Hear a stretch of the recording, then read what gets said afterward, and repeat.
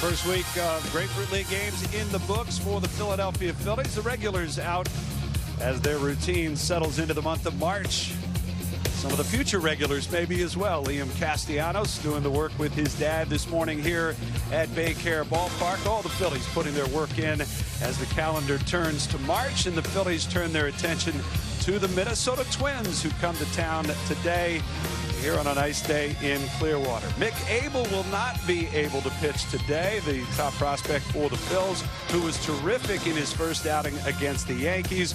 A little bit of a bug going around the clubhouse, so Abel not able to start today, and instead we're going to get a look at David Buchanan. David Buchanan returning to his roots with the Phillies, as he will be on the hill today. Good afternoon, everyone, and welcome to another edition of Phillies Baseball. I'm Scott Fransky alongside Ben Davis. And yes, David Buchanan back with the Phillies after a long and winding road to get back to the organization where he started his baseball career. Yeah, it's been a minute since he's thrown a big league pitch, especially in a Phillies uniform. But we'll have a chance to see him this afternoon. Take a look at some of his numbers throughout his career as a Philadelphia Philly in the minor leagues. 129 starts, just a 3.86 ERA. But he has really thrived in Japan and Korea over the last 7 years. 138 starts, just a 3.50 ERA. We'll see what he can do this afternoon as he's looking to add some depth to this Phillies rotation. David Buchanan, take a look at some of these faces that we've seen here. This goes to show you just how long ago it was. J-Roll, Chooch behind the dish, Ryan Howard at first base. But this is a guy that really pitches to contact. He relies on late movement and trying to stay off barrels. He wants to get outs as quickly as possible and stay in ball games. But he's going to have an opportunity today to throw some strikes against these Minnesota Twins. And now at the age of 34 and a father, he says he's more mature, and every outing is not life or death like it might have been as a youngster in 2014 and 2015 for the Phillies. As for the Phillies offense, well, they've been hitting the long ball quite a bit here so far this spring, and we'll see what they can do today against Bailey Ober. The Minnesota Twins coming off a division title, and they have a pretty talented rotation, and Ober is definitely a part of that. He is. He's a big dude, 6'9", 260 pounds. And the Twins brought a lot of their top prospects over here today to Baycare Ballpark, so we'll see how they do against these fighting Phils. Well, as we said, the Phillies have been going deep a lot. Christian Pache getting in on the act this week. We'll see who might be the next in line as the Phillies leading the Grapefruit League in home runs. We'll have the starting lineups and the first pitch coming up next. Phillies.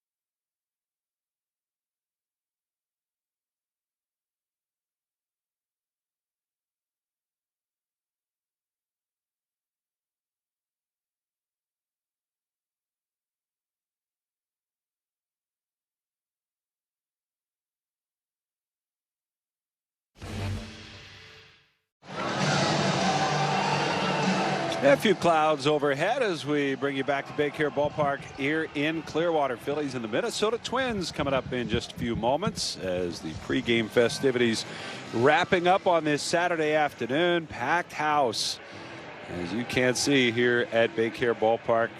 It's been a great spring so far. A lot of excitement, enthusiasm for the Phillies. Here's the lineup they'll face today for the Minnesota Twins. Brought to you by the Xfinity 10G network. The future starts now. Willie Castro leads off. Alex Kirilloff will follow.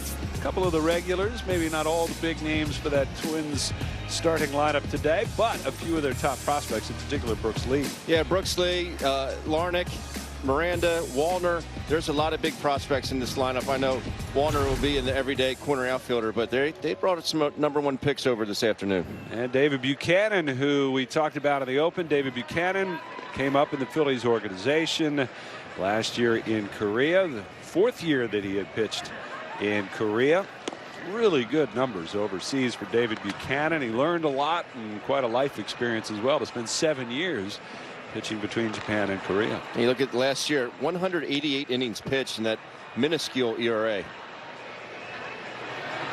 David Buchanan, who has grown up a lot over the years and started with the Phillies, was a draft pick in 2010. And getting the start today, no Mick Abel out there. We were hoping to see the Phillies' #2 prospect. Rob Thompson said there's a little bit of a bug going around.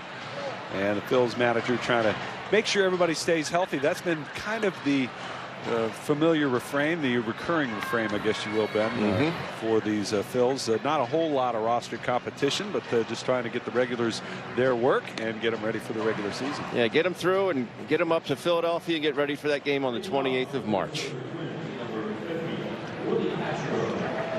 Take a look at the Twins last year, finishing first in the American League Central. Only needed 87 wins to do so. But finally getting that playoff monkey off their back by beating the Blue Jays in the first round last year. So we're ready to go. Willie Castro standing in for the Twins. And the first pitch is in there for a strike. Brought to you by Bryant. Whatever it takes. Buchanan, 34-year-old right-hander from Georgia. Here's a little flare towards third, backing out with Merrifield. You never know where he'll pop up on a given day, right? The Swiss Army knife. As we heard Rob Thompson say, he's a baseball player. Guy can stick him anywhere. I wouldn't be surprised if he could even catch. That ball just ate up Castro in the inside corner. If you can do it, how hard could it really be, right? Touche. Here's Kirilloff.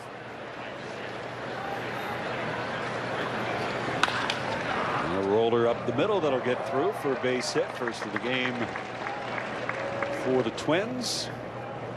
Is Kirilloff, who had 270 last year. Have a lot of versatility with this Twins roster. They tend to move guys around. They've certainly made some changes in the offseason. Yeah, Rocco Baldelli does have, much like Rob Thompson, a lot of different places he can put guys, and definitely versatility in that lineup. Ryan Jeffers catching today. Takes inside for a ball. Rocco Baldelli there on the left is the Twins manager.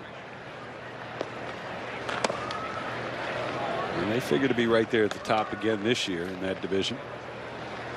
Definitely do it with pitching. You'd see 6th season with the Twins. .527 winning percentage.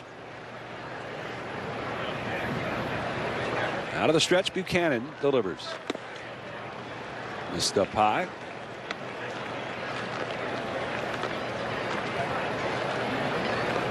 Ryan Jeffers, 2nd round pick out of the University of North Carolina, Wilmington.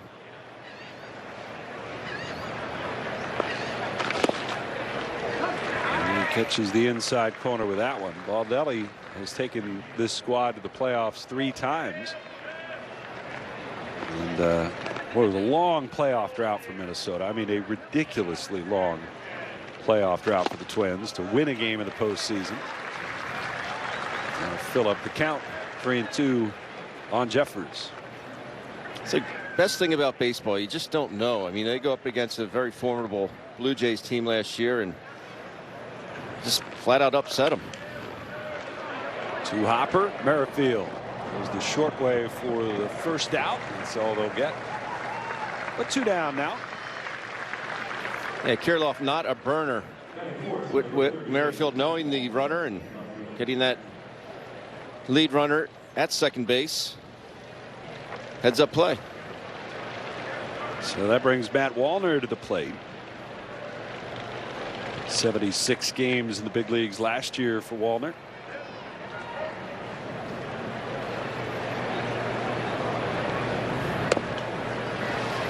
Breaking ball missing up high for Buchanan. Listed at 6'5", 220. Light tower power.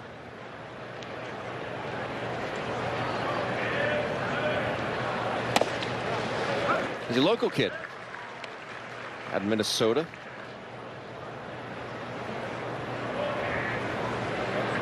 Attended Southern Mississippi, Hattiesburg. Been there. Yeah. Not a whole lot going on. A little warm.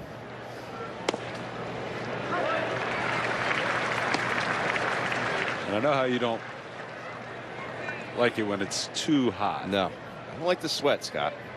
I noticed that we're taping the open. You're that lamp, talking about that lamp. That lamp they have in there. Whew. And he catches the outside corner with that one. David Buchanan with a strikeout to close out his scoreless first inning. This effort by Buchanan. We'll see if he comes back out for a second inning. We'll see what the Phillies can do when they come to the bat for the first time. JT and the Phils coming up next.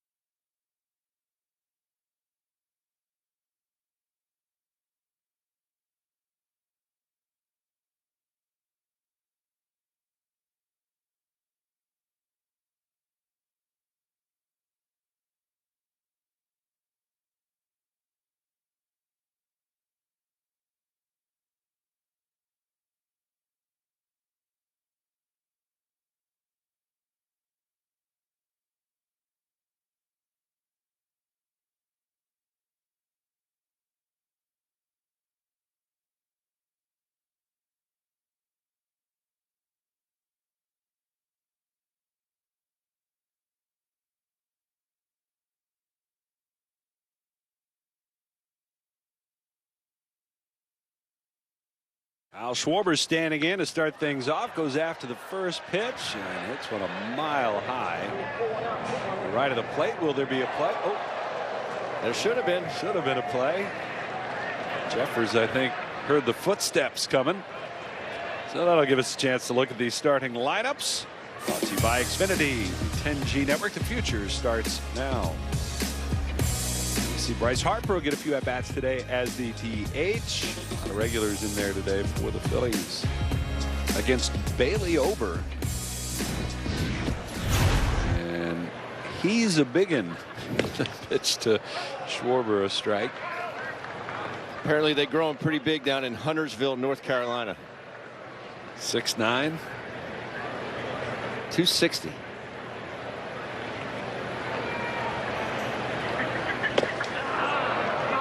Gets Schwarber on strikes to begin things here this afternoon. Take a look at Bailey Ober and his numbers last season. Kind of a breakthrough year for Bailey Ober. So he got a real foothold in the big leagues. 26 starts last year. Now we talk about his size, but it's kind of an awkward delivery. He's got good ride to his fastball. For being that size, he kind of dips down. The ball just gets on these hitters quickly. Saw that pitch there by Schwarber at 94. It looked like it was 104. JT turns that one around, but to center. And Rodriguez will make the play. Oh, he did make the play, but check that glove. Take a look at this delivery. I mean, 6'9" is big, but it just kind of really gets down into that, uses his legs extremely well. But I talked to Derek Hall at length today about this guy. He watched a lot of film on him getting ready for the game today. He said ball just gets on you. He said you got to make sure you get the ball down. Here's Bryce Harper for the first time today. All three hitters swung at the first pitch. Get after it. Why not?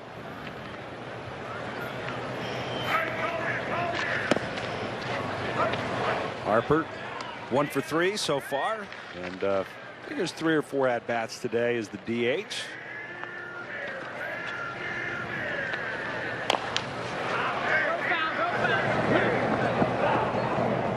Somebody was wishing it foul.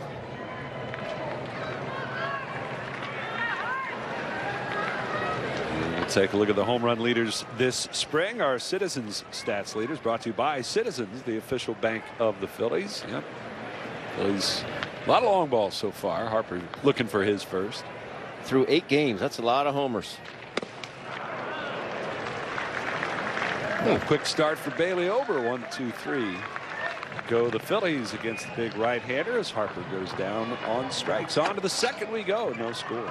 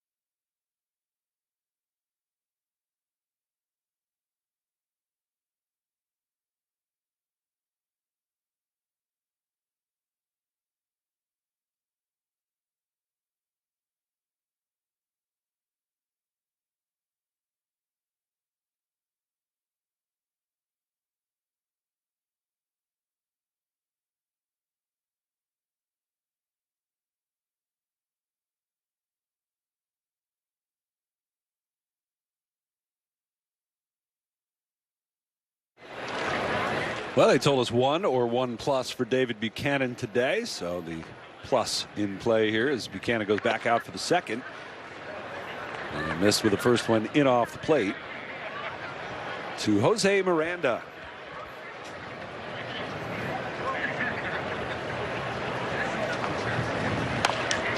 He pulls this one on the ground at third. Nice backhand pickup. Long throw in time. Was a long one.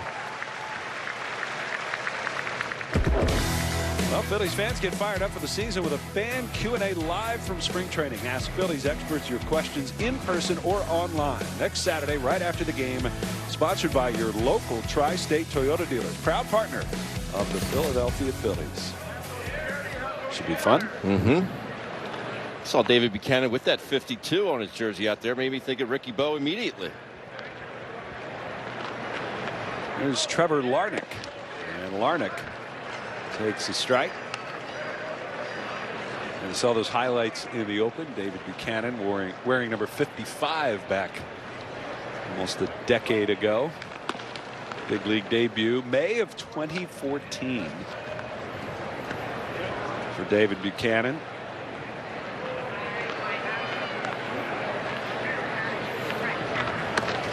See how much he tweaked his delivery. He hides the ball extremely well. You know, still not an overpowering fastball, but you can hide it. Makes it that much more difficult on the hitter. And we've seen him get in on some of these righties. I love the fact that he's pitching these righties inside. Obviously, Larnach being a lefty. They're very high on this kid, are the Twins. Buchanan delivers, and the pitch fouled off. Combined for 23 home runs last season between AAA and the big leagues. First round pick in 2018.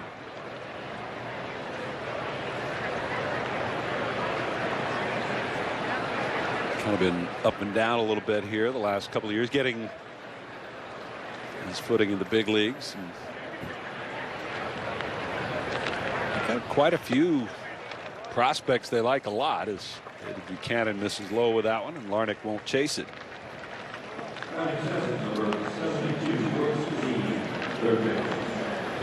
So one out base runner for the Twins. That'll bring up Brooks Lee, another one that they like a whole lot. I think number 2 on a lot of their prospect lists is this young man. See his numbers last year in the minors.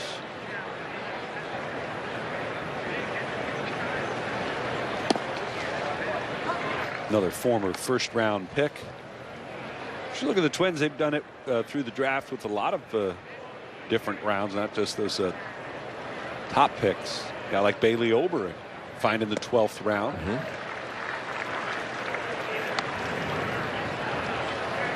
Change of pace there by Buchanan as Rocco looks on. That's the kind of thing that David's going to have to do to be successful, right? Without a doubt. I'll be the first one to tell you, I don't have to punch your ticket. I hit a ground ball in the second pitch of the bat. I'm okay with it.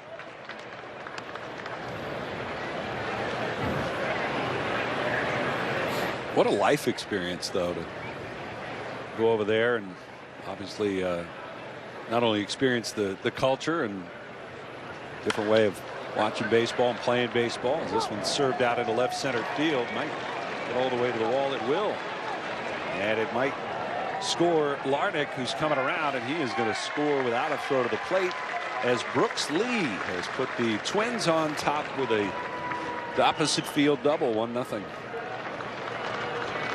Just good hitting. Looks like they tried to go inside here to Lee and just doesn't quite get there. His inside outs it to left center. See where JT's mitt is set up at target. Just kind of runs back over the plate a little too much. And that walk comes around to score. Brings Austin Martin to the plate. Not to be confused with your car. Yeah. Don't I wish. I don't think I could afford the tires on one of those.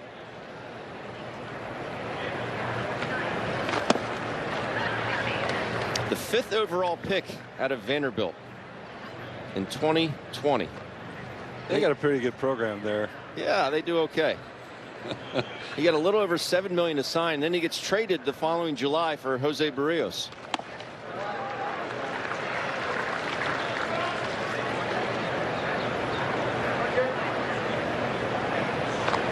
Martin last year, the minors, overcoming some injuries, most of the year at AAA. Cues this one foul over on the first base side. Now, obviously, you talk about that great program at Vanderbilt. Tim Corbin, their head coach, he said he's one of the most competitive players he has ever coached.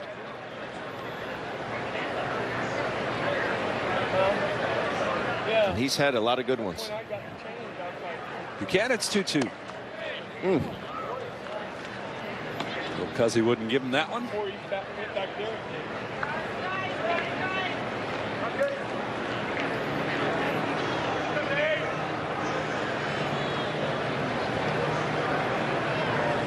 So now 3-2 from Buchanan to Martin. See, that's a perfect example right there. That's 92, and that's by him. I don't know if he was looking for something else, but to have a 92-mile-an-hour fastball just get on you like that, I mean, that's a two-seamer as well. You see the movement on that. That's in JT's mitt before he could blink his eye. So 2 gone now. Emmanuel Rodriguez, center fielder for the Twins. That one's out of play down the left field side. Man, it's jam-packed here today. Sure is.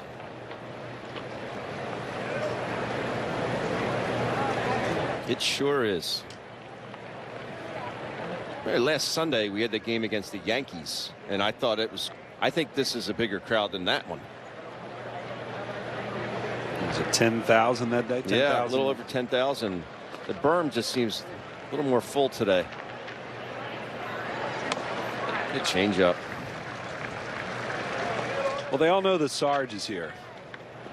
Nail on the head. That's it. Probably at the Frenchie's Tiki Pavilion. Look at that changeup again. Good run to it as well.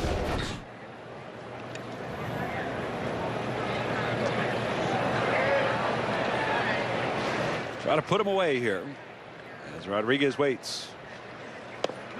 No, he got him.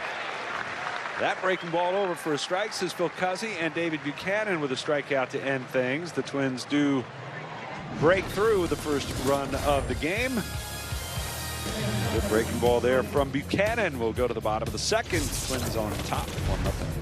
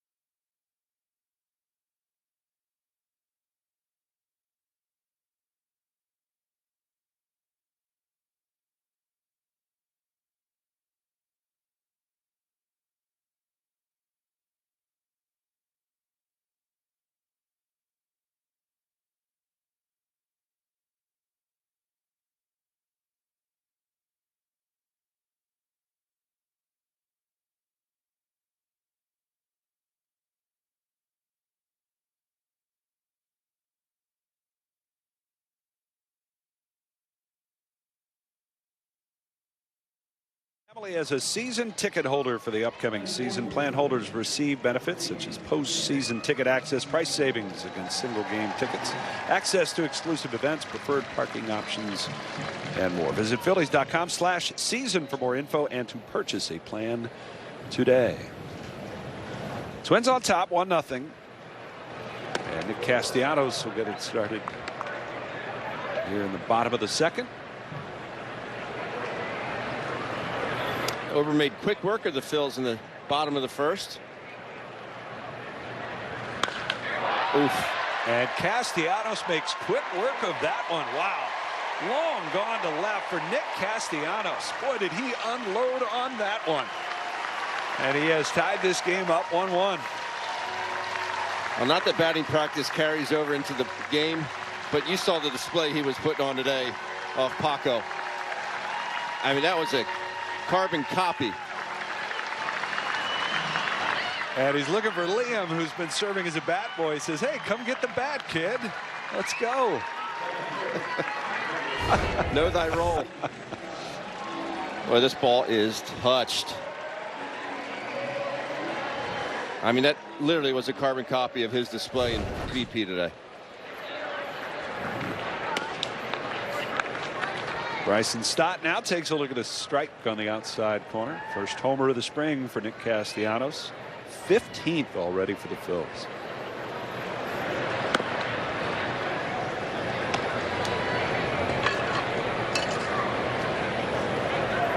Stott, after hitting .280 last year, pretty busy so far. Getting pretty close to the top number of at-bats here in the first week of spring games for Bryson Stott.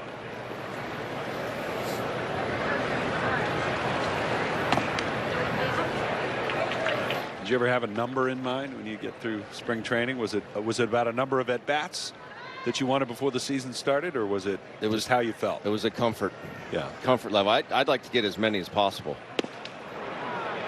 There were days I'd go down to the minor league side and get 12 at bats, literally in one day. And you just go from, they had the quad set up, just go from field to field, whether that be against A-ball pitchers or AAA or whoever. But I'd like to get as many as possible. Here's Whit Merrifield. Off to a good start so far this spring. And he takes a look at a strike. Merrifield already with a home run, a couple of doubles. In Grapefruit League play.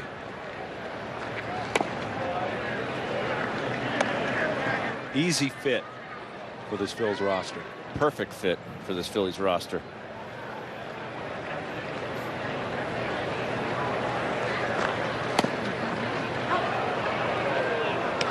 Not only from a position standpoint, but the kind of guy he is, who seems to fit in real well personality-wise with this club that's been together now for a few years.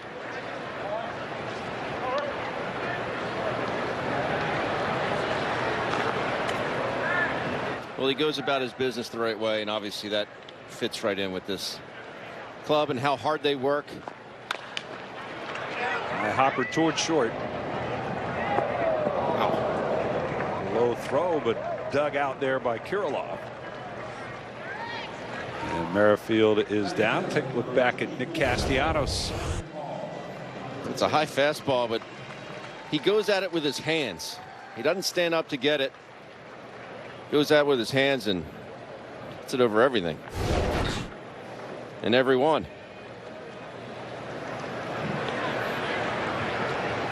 And his son Liam, who has been here and working out with the club, running some really good routes out there, tracking balls in BP today.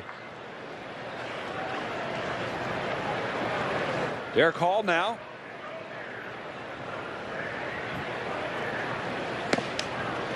He's also been pretty busy here in the first week or so of spring training. You see that fastball just by Derek. It does have good life to it. Good ride. And Bailey Ober comes back and gets Derek Hall on strikes, but Nick Castellanos strikes as well, and he ties this game up with his first homer of the spring.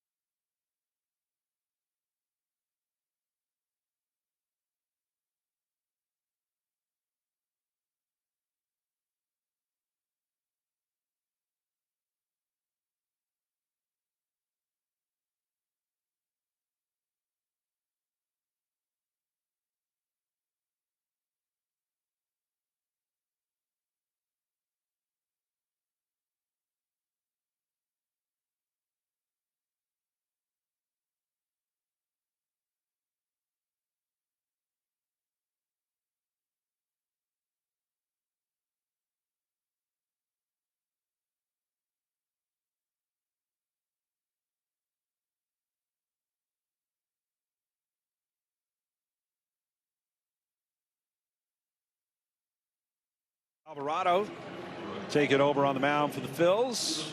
Score tied at 1. Taking over for David Buchanan We've got us started today. David Buchanan getting the start. Gives up a run and a couple of innings of work.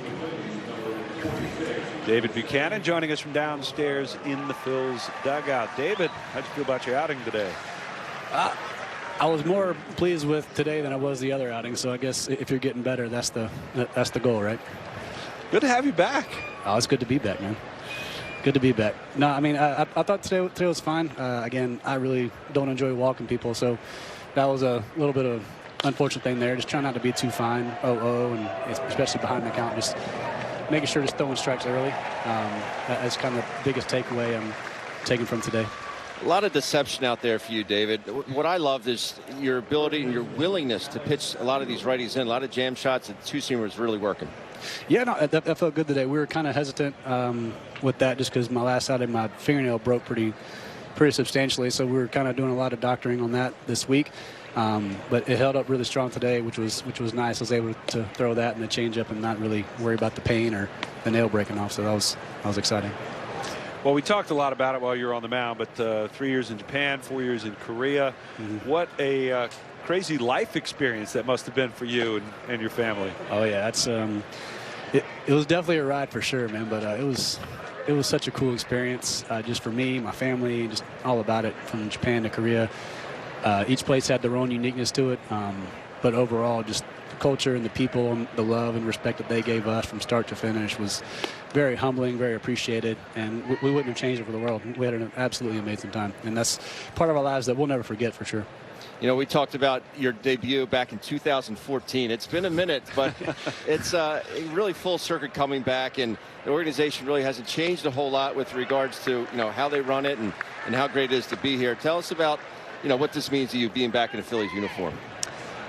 Man, honestly, it's kind of hard to talk about without even getting emotional when you look at it from a perspective of just how things ended and how they went when I was here. Obviously, it's not how anyone wants to have their MLB stance in, but going over there and really finding myself as a person and just mentally, physically, spiritually as a father and a husband, kind of get my priorities straight and really getting comfortable with who I am. And all of a sudden, we reached that point in my career and my family's life with our children, their ages of coming to school, that it was time to come back to the States.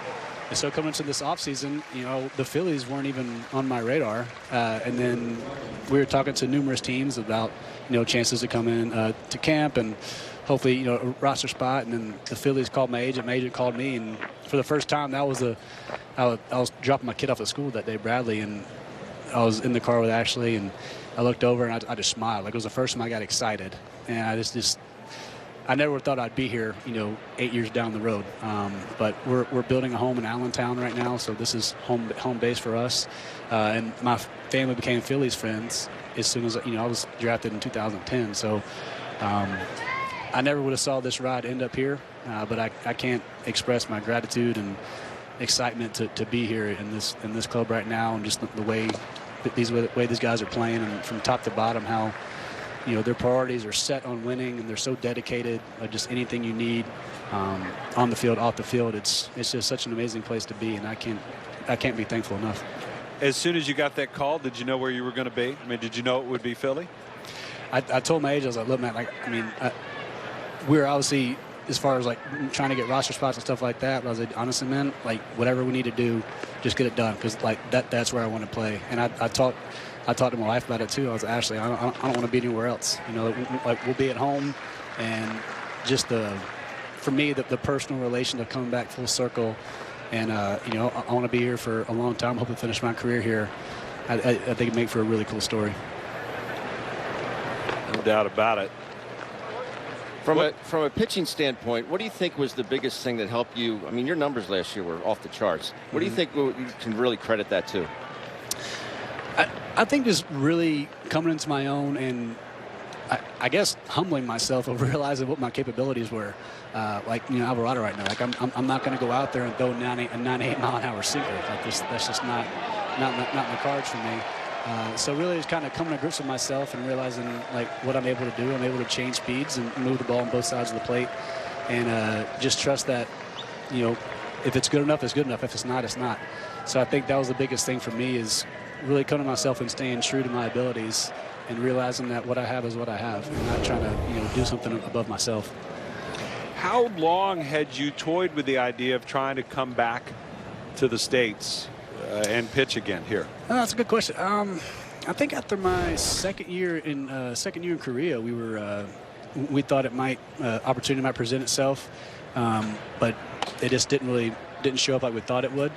And then going back to what I said earlier, we were super happy where we were at, so it's not like we wanted to leave. And we were enjoying our lives over there. My wife and children were happy.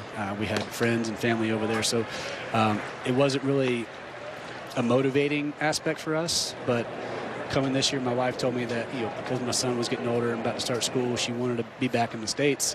So we definitely kind of put all our stars kind of lined up to here. A couple of good swings here for the Twins in this inning against Jose Alvarado. As the Twins with a run on the board on the home run by Jeffers, and now Wallner in at second with a double. And we'll take a look back at some of the highlights of David Buchanan's day. Like I said, I love the competitiveness and the fact that he's going out there and changing speeds. Backdoor cutter there, little jam shot there that's right on by Martin, and then just coming in and dealing, doing his job. I'd like the breaking ball as well to finish off Rodriguez there. That's the thing he was looking for, wasn't it? I was hoping so. You talk about getting your personal priorities in line, and how did that fold over into what you did on I mean, how did that really translate to what you're doing on the field? Let's see how I can answer that. I guess mainly because I've, not to get too hoo-hoo, I guess, with you. I just really my identity, myself, realizing that what I do on the field doesn't define me off the field. So I know how I go about my business. I know how I train, how I eat, how I prepare myself. So as long as I'm at peace with that, and I feel like the results are going to take care of themselves. So it's easier for me to go out there and know that I prepared myself to the best of my ability. So whatever happens on the diamond it's going to happen. So I'm at peace with that. All right, David, we appreciate the time, buddy. Thanks. Nice job. Thanks for coming on. Good Thanks, to have guys. you back. David Buchanan.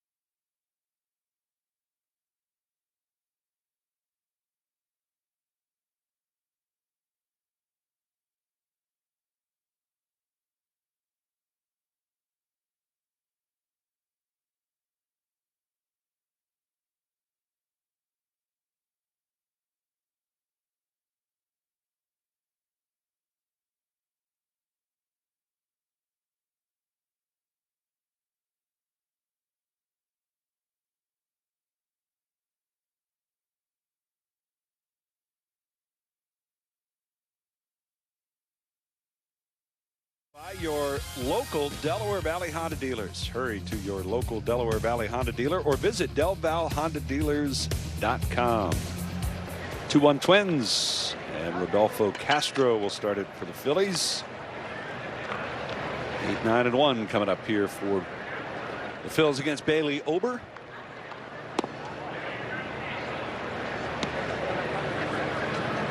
A couple of well-struck balls there against Jose Alvarado in that half inning. Yeah, Jeffers hit the home run, and then Paul Wallner hit. Paul Wallner hit came off about at 112.3.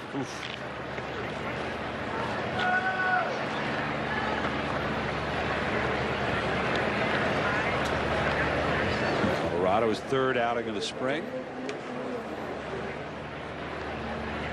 And the first runs that Alvarado has allowed this spring.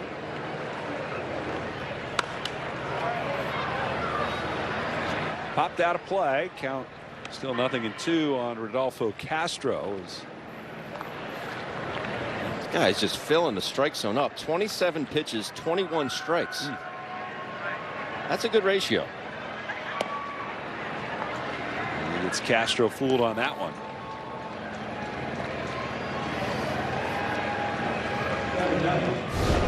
Well, you want to look at ride. This is what ride is on the fastball. See how the ball just stays on plane, and how do you do that? You create a tremendous amount of backspin on the ball. I mean, these look like pretty much 3 of the same pitches. The last one here is just a little up to Derek Hall. I hate to pick on him, but that was just a perfect example of ride and how guys can just create that backspin to carry the ball, not to the strike zone, but through the strike zone. And it's a pretty dominant fastball when you can do that. When I think of guys that I faced that had that tremendous ride, Kurt Schilling, Roger Clemens, they would throw a ball that you would think is going to be down, but it just planes out and it stays on plane right through the catcher's mitt. Nolan Ryan, I never faced Nolan, but if you watch his fastballs, the way Lucky he would you. yeah, lucky me is right. When Zach Wheeler throws his good four-seamer, it just stays on plane, has that ability to stay on plane and ride it through the strike zone. And you have to make sure you can get it down. Easier said than done. But that was a good example of seeing that ball just carry. You mean as a hitter, if you're going to go after it? You got to make sure it's down. See how the ball just stays on plane. That's the pitch you think is going to be down and just planes out. Cal Stevenson, the batter. Stevenson's been bouncing around for a few different organizations here of late.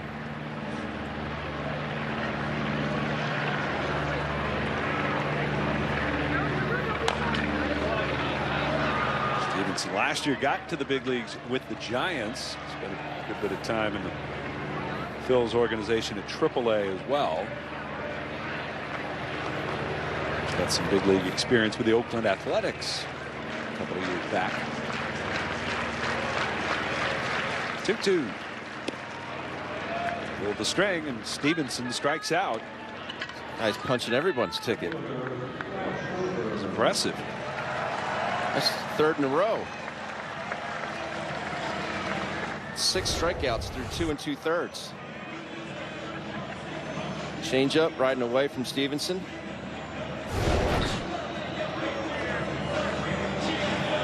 And Jeffers out. He just struck out 3 guys in a row. I think it's an opportune time to go talk to him. Dinner plans? Could be.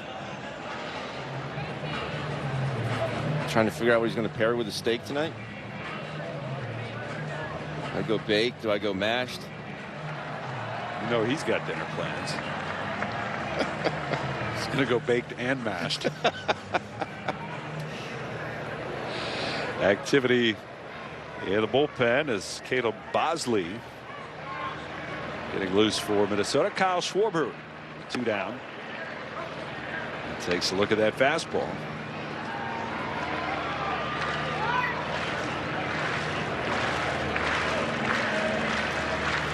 Schwarber looks great this spring, just moving great. He does. And getting a chance to start in left field today. Probably won't see him a whole lot out there in left field if things go the way the Phillies hope. Topper said probably once a week in spring training. And it might be something similar to the regular season as well for Kyle, to be quite honest. But again, a lot of that is more dependent on other guys than on Kyle Schwarber. Well, Bailey Ober with 3 strong today for the Twins.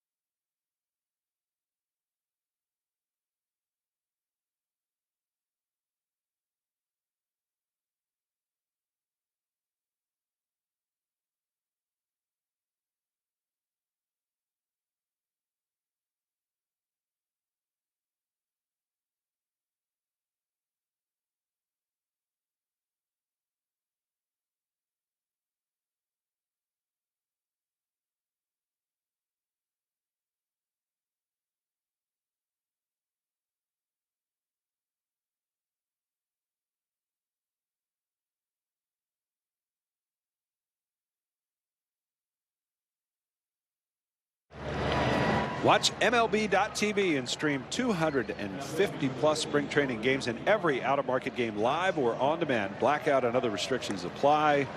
Visit MLB.tv for details. Still looking for Sarge out there at the Tiki Bar. He's out there somewhere, I bet. I'm sure. Twins with the lead. And the Phillies turn to Matt Strahm, 56 appearances last year. You talk about Whit Merrifield being the Swiss Army knife for the lineup. Kind of the same for Matt Strahm as far as pitching goes. You look at that, 56 games, 3.29 ERA. He's looked really sharp this spring. Trevor Larnach, who walked his first time up, came around to score on the double by Lee.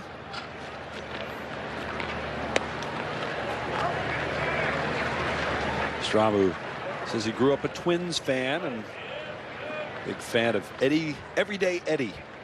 Former teammate. Yeah. Eddie Guardado. He was too. He was everyday Eddie. That's the guy Strahm wants to be. He's like, hey, give me the ball. Now there was another guy, didn't throw real hard, but trusted his stuff. And there was a guy that lived, he had good ride on his fastball, lived at the top of the zone. Mixing a little breaking ball every now and again, a splitter. But a great teammate. Heads up. Came ready to do his job every day. He had some great years with the Twins before he came to us in Seattle.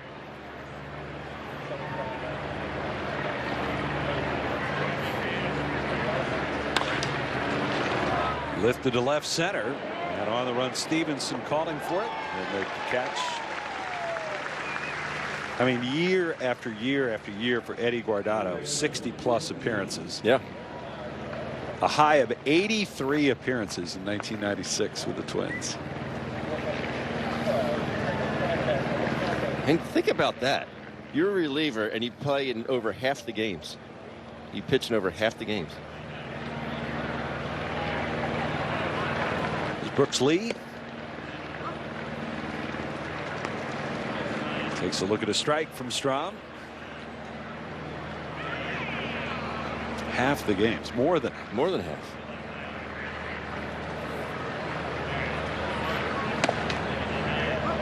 And I mean, Eddie, right on the cusp of that, but not really the situational type 83 appearances that we saw there for a while. Right. I mean, face one hitter and you're done. And you're done. And Brooks Lee is done. As Matt Strahm with a strikeout. And so 2 up, 2 down for Strahm. Looking for a clean inning here. Strahm's third appearance of the spring. Climbs the ladder.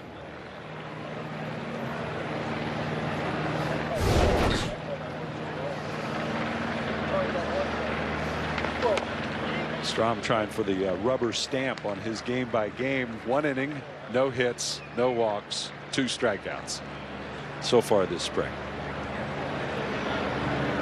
Got a chance to do it again. Yes, he does. Ow. Well, there's a first base runner he's allowed as he hits Austin Martin. We're not even through 3.5 innings in this ball game yet. There's been 11 strikeouts total. That one hurt. Didn't really move, did Martin? Just lets it hit him.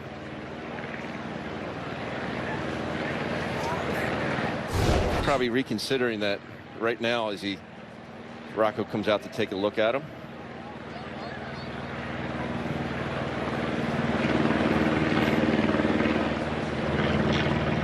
One of those things, I guess, that ball's moving so much, though. You think you're getting out of the way, but you might just walk right into it. You might walk right into it. You might have better luck staying put, right? But no such luck for Austin. That was always the worst. The trainer would come out and just press right on it. Does this hurt? Yeah, it hurts. Stop. Come on, man.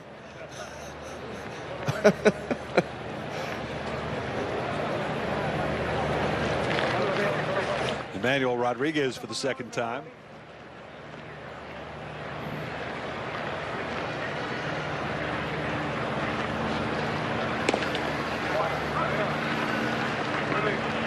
Place you hated to get hit the most? On your, like, batting, it was anywhere in the feet because it affected what I did catching. But when I was catching, like anything like off the inner thigh, they hurt the most because they would sting, and then he'd have a welt for 2 weeks. And being a bigger guy, and I took up a little more space than the average catcher, I got hit quite a bit. Big target.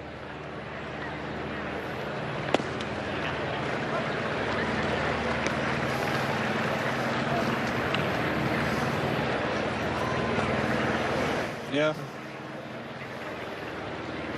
A little bit. A little bit.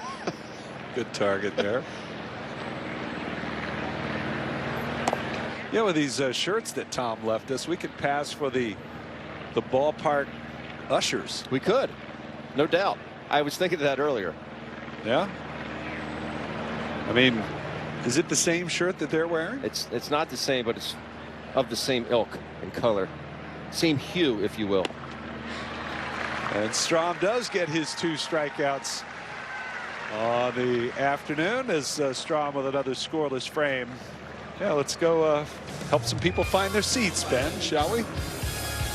Twins leading it here in Clearwater.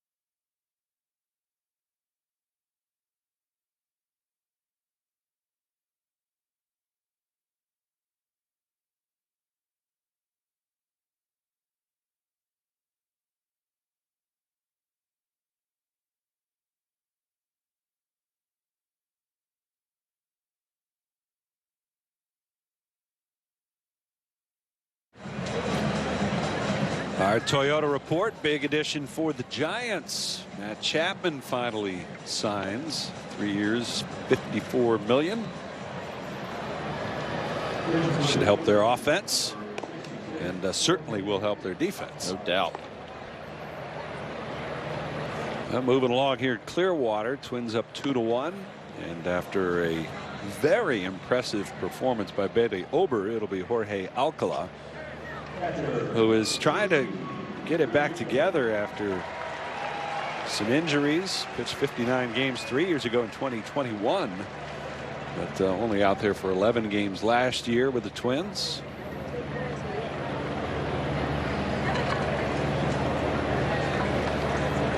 JT will lead it off. He was out on 1 pitch his first time up. Liner to center that was caught his first time up. One of the few balls put in play off Ober. And he ended up 7 punches.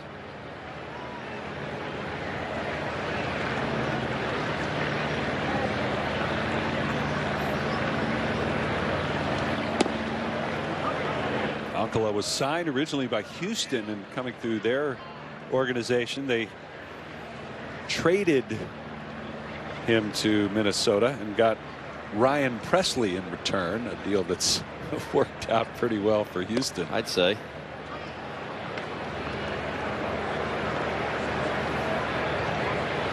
JT 1 for 4 so far in the spring.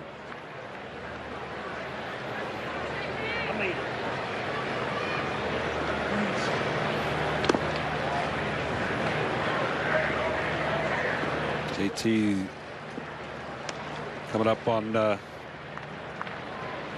you know, I mean, 33 years of age and getting out there, and if he's going to follow his same workload, if he does that, he's going to do something really no Phillies catcher anyways had done at that age, and that's catch that many games.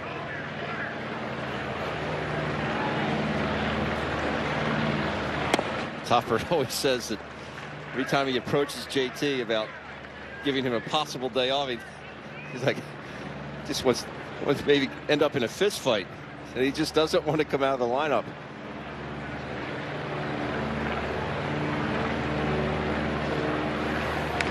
Two all the way, and yeah, that's the one I'm talking about. He caught this. Yeah, he ends up catching this. Inner thigh. Yeah, he's out. That's unbelievable. A little help from the equipment there. Haven't seen it. Yeah. I don't think I ever remember seeing that. I know I never did it as a catcher. That's crazy. Here's Bryce Harper. I mean, it never hit the ground. I thought you couldn't use other parts of your equipment. He didn't use it. It wasn't. You can't use your face mask, obviously, to corral the ball if it's in the dirt. But he didn't. Just got lodged there. I think he just caught it. Was like put his elbow down to secure it. Didn't look like it got up underneath his chest protector or anything. Well, it did after he sort of scrunched down, but maybe they figured at that point it's a catch. Or maybe they figure it's week 1 of spring training. Let's just call it. And Harper down on strikes.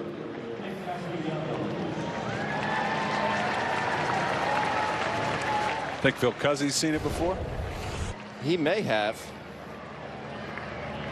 Good hard fastball again with tremendous right at the top there. Phil's seen just about everything. So now Castellanos, who homered his first time up.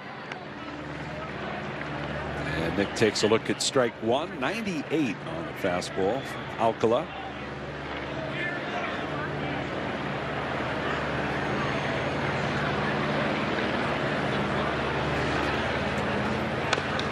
Twins should have a pretty good bullpen. That's how they were able to get that number 1. I know it's not the best division, but they did it with pitching last year. And Pablo Lopez at the start of that rotation at the top.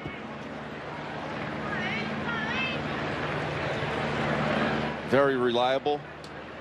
And that bullpen you were talking about. These guys can come in and close out games.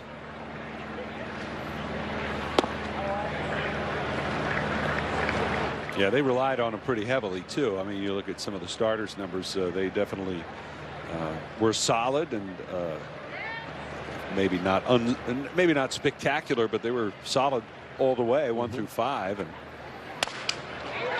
a broken bat bouncer to short, staying back and making the play is Castro. So Alcala. Well, he's got his own strikeout after Ober got 7 Ks. Alcala gets this one as well. Little help from Jeffers. 2-1 Twins.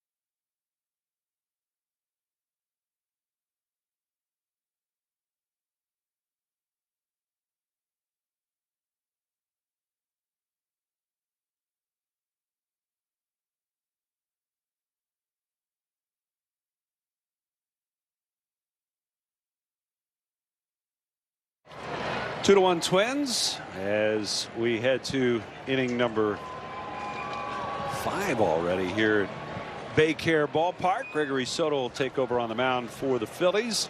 And we're joined from down in the Phillies dugout now by the today DH, but the first baseman of the Phils, Bryce Harper. Bryce, how are you? What's up, guys? Going good so far? Yeah, it's been good. Yeah. Talk a little bit, if you could, about sort of the, I guess, the attitude in camp. All the talk in camp has been, well, there's those 2 words, if you will, World Series, right?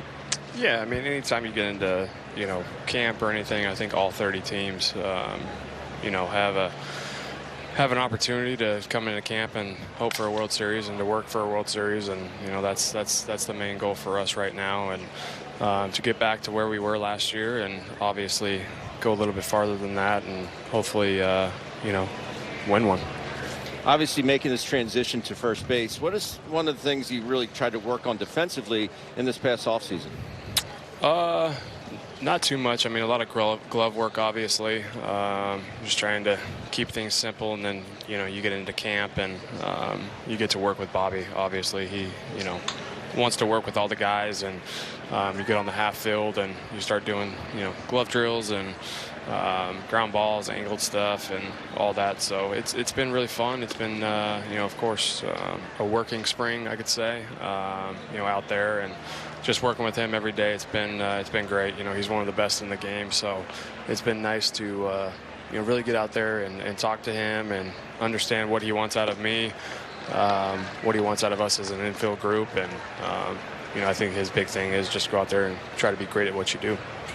What do you think was your biggest challenge, kind of being thrown into the fire at first base, a place you had never played before, but to do it in mid-season? I mean, obviously this is spring training, it's different, but what was the biggest challenge for you? Was it a particular kind of play? Was it what was it?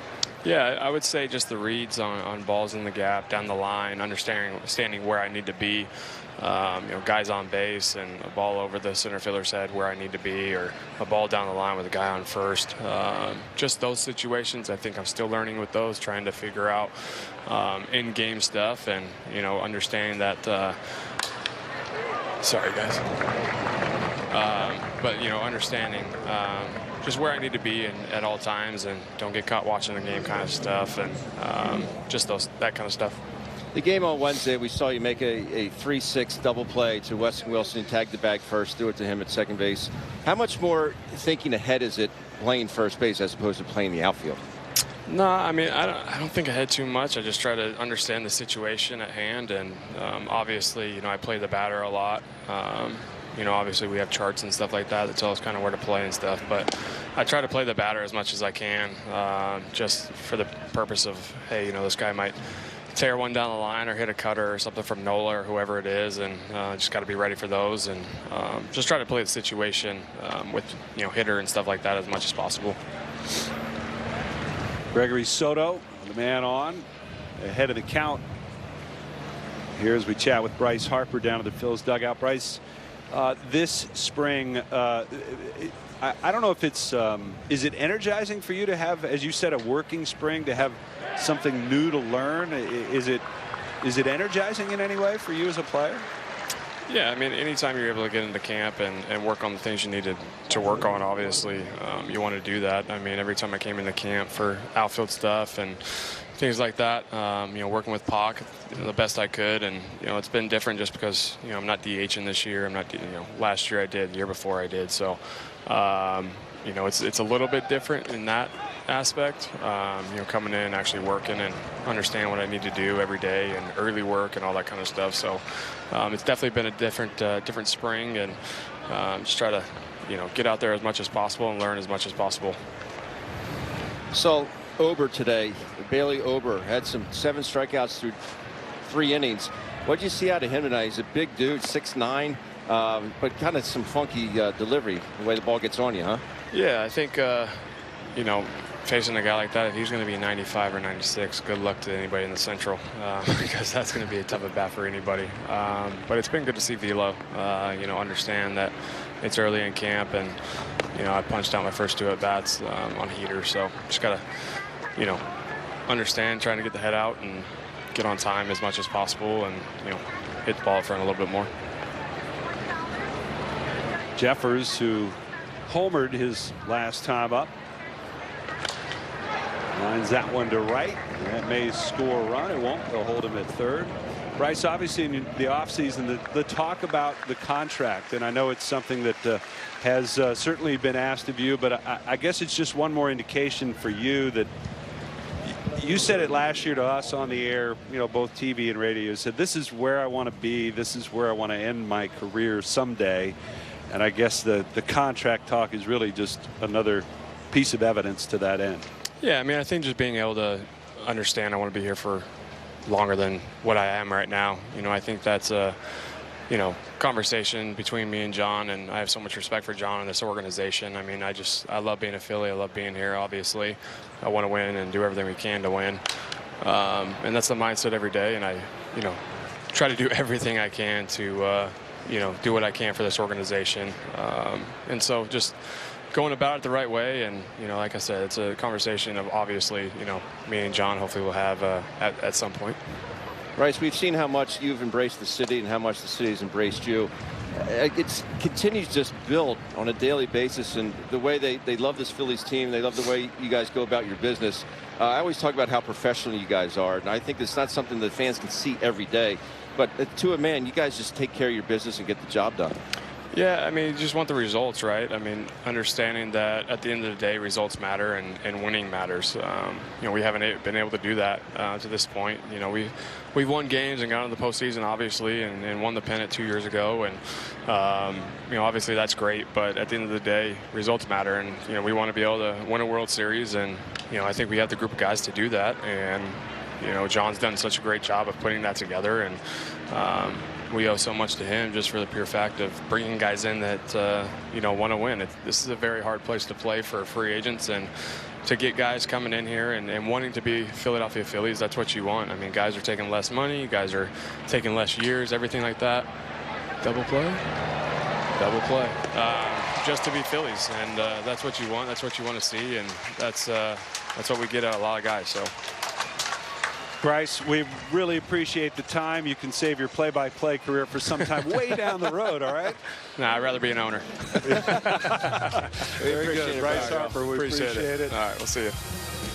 As the Phillies come to bat again, we're headed to the bottom of the fifth. We'll see Harper hit again. 2-1 Twins.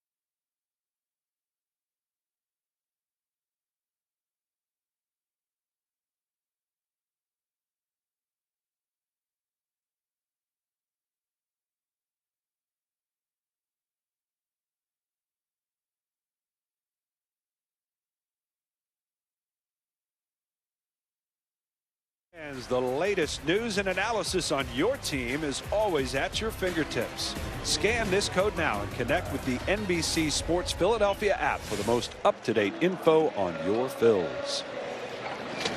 Bryson Stott will lead off here, bottom of the fifth, against the new pitcher for the Twins, one the Phillies have seen over the years, Jeff Brigham. First one missing, up and away. I've seen Jeff Brigham in Miami.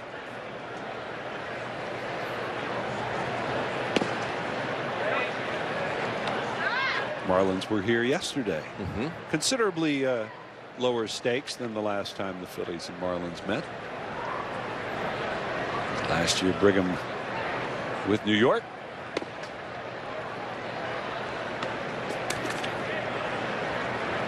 Stott, who struck out his first time up. Recurring theme for a lot of hitters today. I tell you.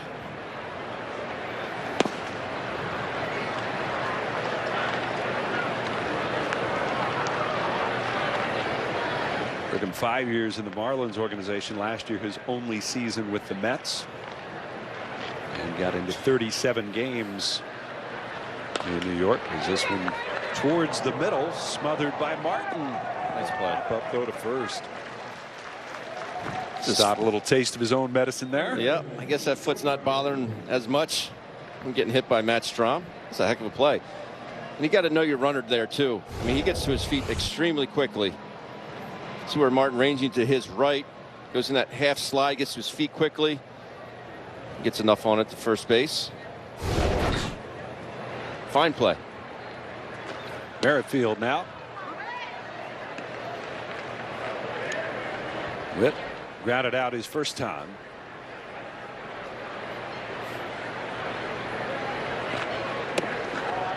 A lot of games for Merrifield against the Twins in that Central Division. A long time Kansas City Royal.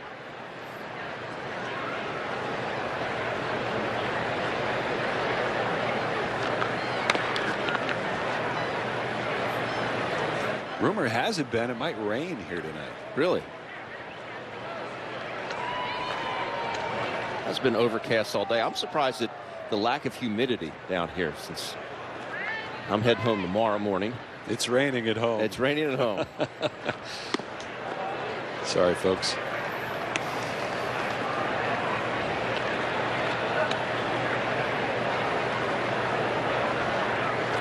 Yeah, there's worse places to be than right here.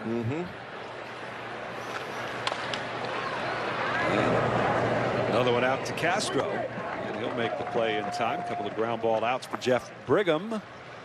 And now we'll bring you today's Spring Thing, brought to you by Valley Forge and Montgomery County, PA. Best interleague records last year. Phillies right up there near the top. Making some hay against the American League. A long time for the Phillies. It was a real tough go when they would play in interleague play.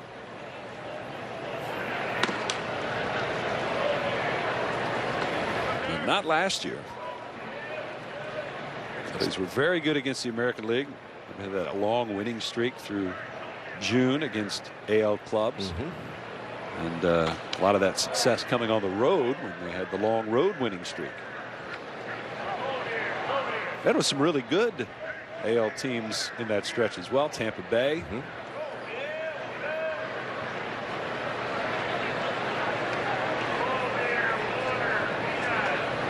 1-1 on Derek Hall.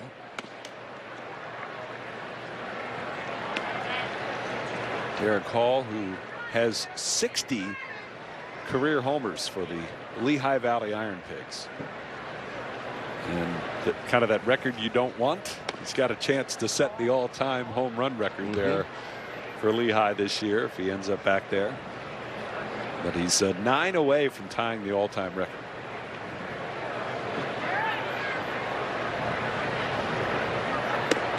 I guess that would kind of be a dubious honor, right? The Crash Davis Award, right? Exactly. Yeah. Andy Tracy, 69 of them. Huh. In an Iron Pigs uniform, or whatever uniform they might be wearing that day. Nice play, long ranging to his left as Castro makes the play on Derek Hall. And there's 3 ground ball outs for Jeff Brigham as we're through 5 today in Clearwater with the Twins leading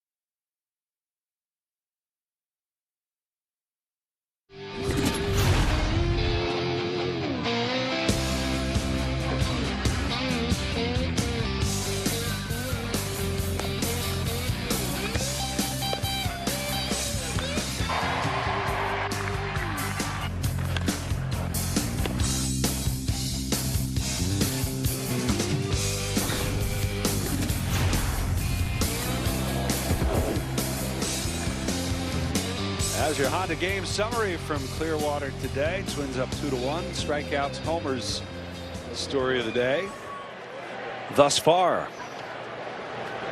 As Jeff Hoffman takes over on the mound for the Phillies. A few defensive changes as well for the Phils behind Hoffman. Fourth pitcher of the day used by the Phillies. Hoffman 54 games last year for the Phillies, but his year started in camp with the Twins. This time last year he was a member of their organization, and he gave a lot of credit to the Twins staff for helping him sort of tweak a few grips, and he said, I just kind of ran out of time. I think maybe the same thing would have played out, but I didn't quite have enough time to get ramped back up again and find his command, but he certainly did with the Phillies.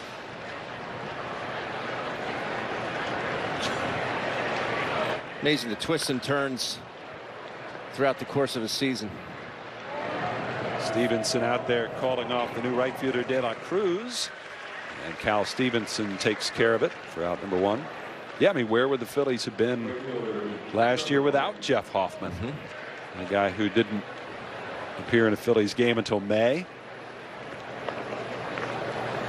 Starting camp with the Twins and come to Philly and basically there to throw live batting practice to Bryce, and like what you saw, next thing you know you're in the NLCS. I mean, it's seriously, I mean, you just never know. Trevor Larnach walking the second, come around on the Brooks lead double.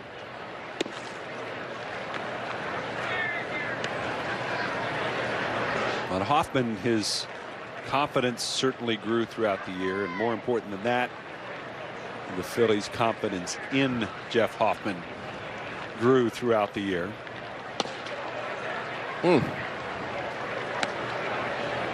where they would use him more and more in high leverage situations as the summer progressed.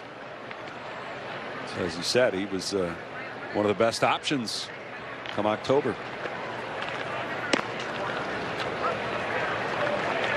He definitely earned that right. And he wanted to be in that position. Very competitive guy.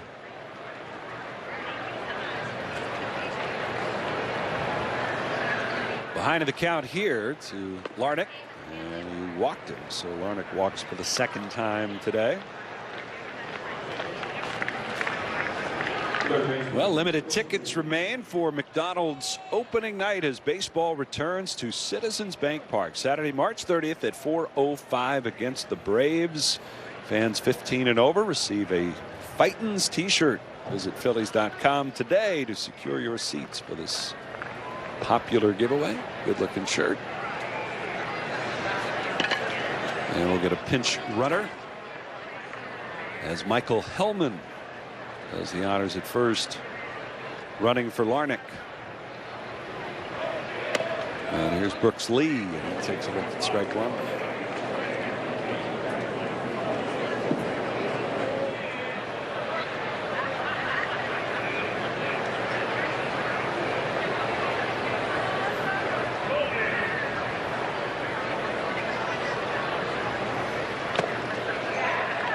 Throw down to first by Simonite, the new catcher, but not quite in time to get the pinch runner.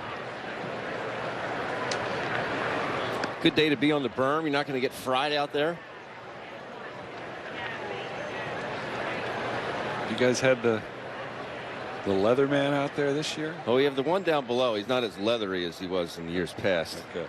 But well, there's a guy who always sleeps on the berm. Yeah, he always sleeps face down on the berm. I haven't seen him yet.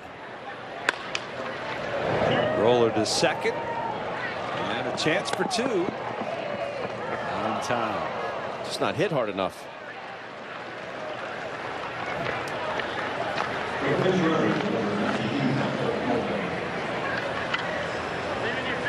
So that'll bring up Austin Martin. Almost said it.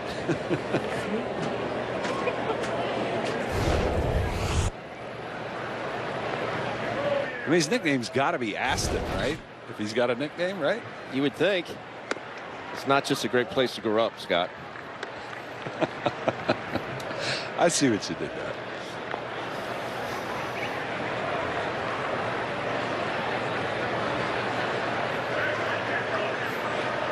Martin 0 for 1, hit by a pitch his last time up, and this one's hit out to short. Easy play for Castro, underhand to second, where Kendall Simmons receives for the final out here in the top of the 6th. Middle of the 6th, and the Twins on top.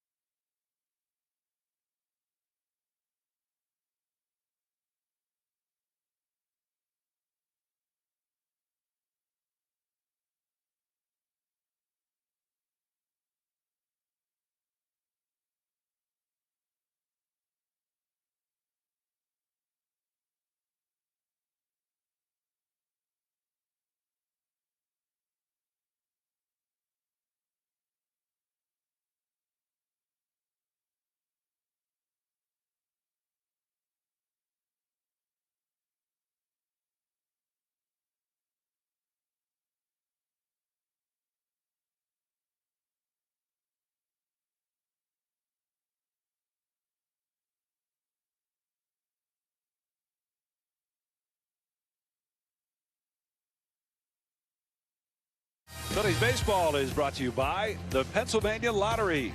Pennsylvanians are scratching their way to fun thanks to PA Lottery Scratch-Offs. Players must be 18 or older. Please play responsibly.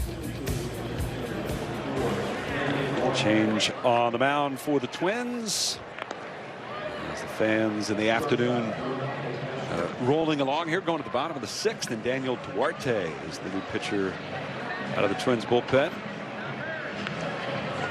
And a whole bunch of changes. Wholesale. Offensively as well. Duarte with the Reds last year, saw the numbers. And Rodolfo Castro, big swing, no contact.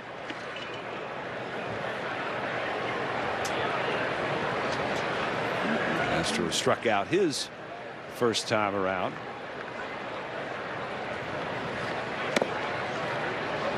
Rodolfo, guy who's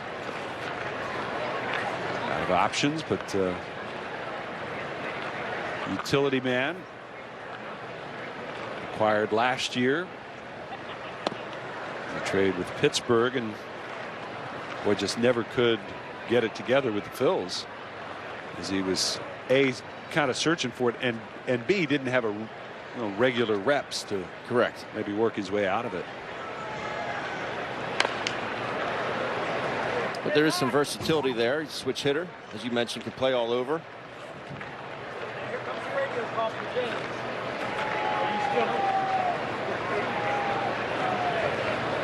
Andrew Bellotti loosening up.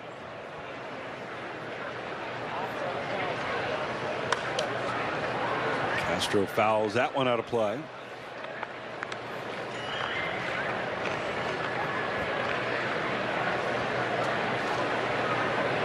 You know, we were just talking about Jeff Hoffman, and for these players in spring training, you might start the year in one organization, not necessarily where you're going to finish, and there's eyes on you all the time. Not just your own club. Yep, you look down and see all the scouts behind home plate with their radar guns and their notepads, and you may catch somebody's eye. Do they even bother with the radar guns anymore? I guess they don't have to, now that it's always on the board, but sometimes you might get different readings. And Castro, another strikeout. You see Dave Dombrowski there. No radar gun in hand. No radar gun. Cell phone at the ready. Jorge Valendia to our left, his right.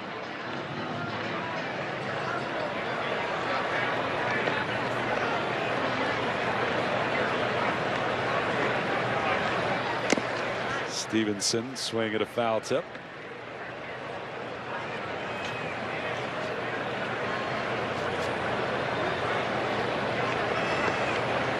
They're having in-depth conversations right in the middle of the stands about their players. I mean, I would think it has to go on. Or I really like this they guy. save that for the the meeting room. For the later. meeting room. Yeah. I think there's got to be some back and forth. I mean, sitting there for 9 innings with someone.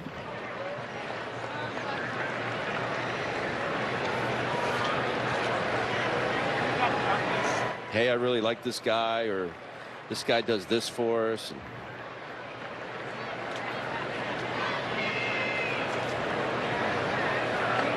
0-2 on Stevenson. And he goes down on strikes as well. They're kind of piling up today. Well, the guys talk about Christopher Sanchez, the bullpen, center field, and more. Listen to Corey Seidman and this guy, Ben Davis, on the latest Phillies Talk podcast presented by Team Toyota on YouTube or wherever you find your podcasts. Should have made you read that one. Think I would have spoken in the third person? The Ben Davis. Cody Clemens up for the first time. And he hits a rocket past Sabado at first base. Just the second hit of the ball game for the Phils.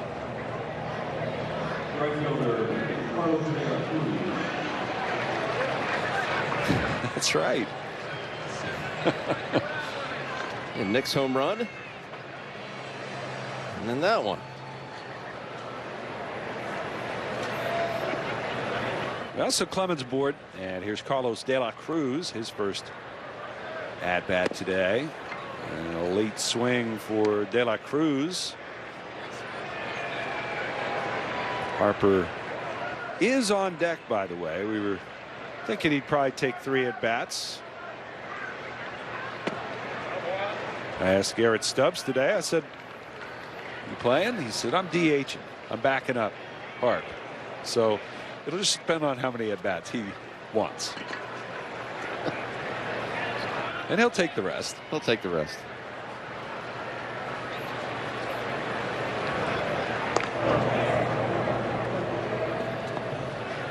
Check on Clemens at first.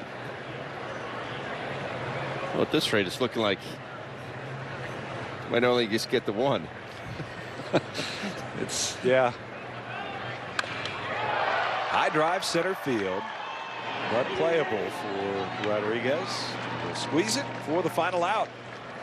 And the pitching ruling today for the Twins. It continues here through 6. We'll head to the 7th. 2-1 Minnesota.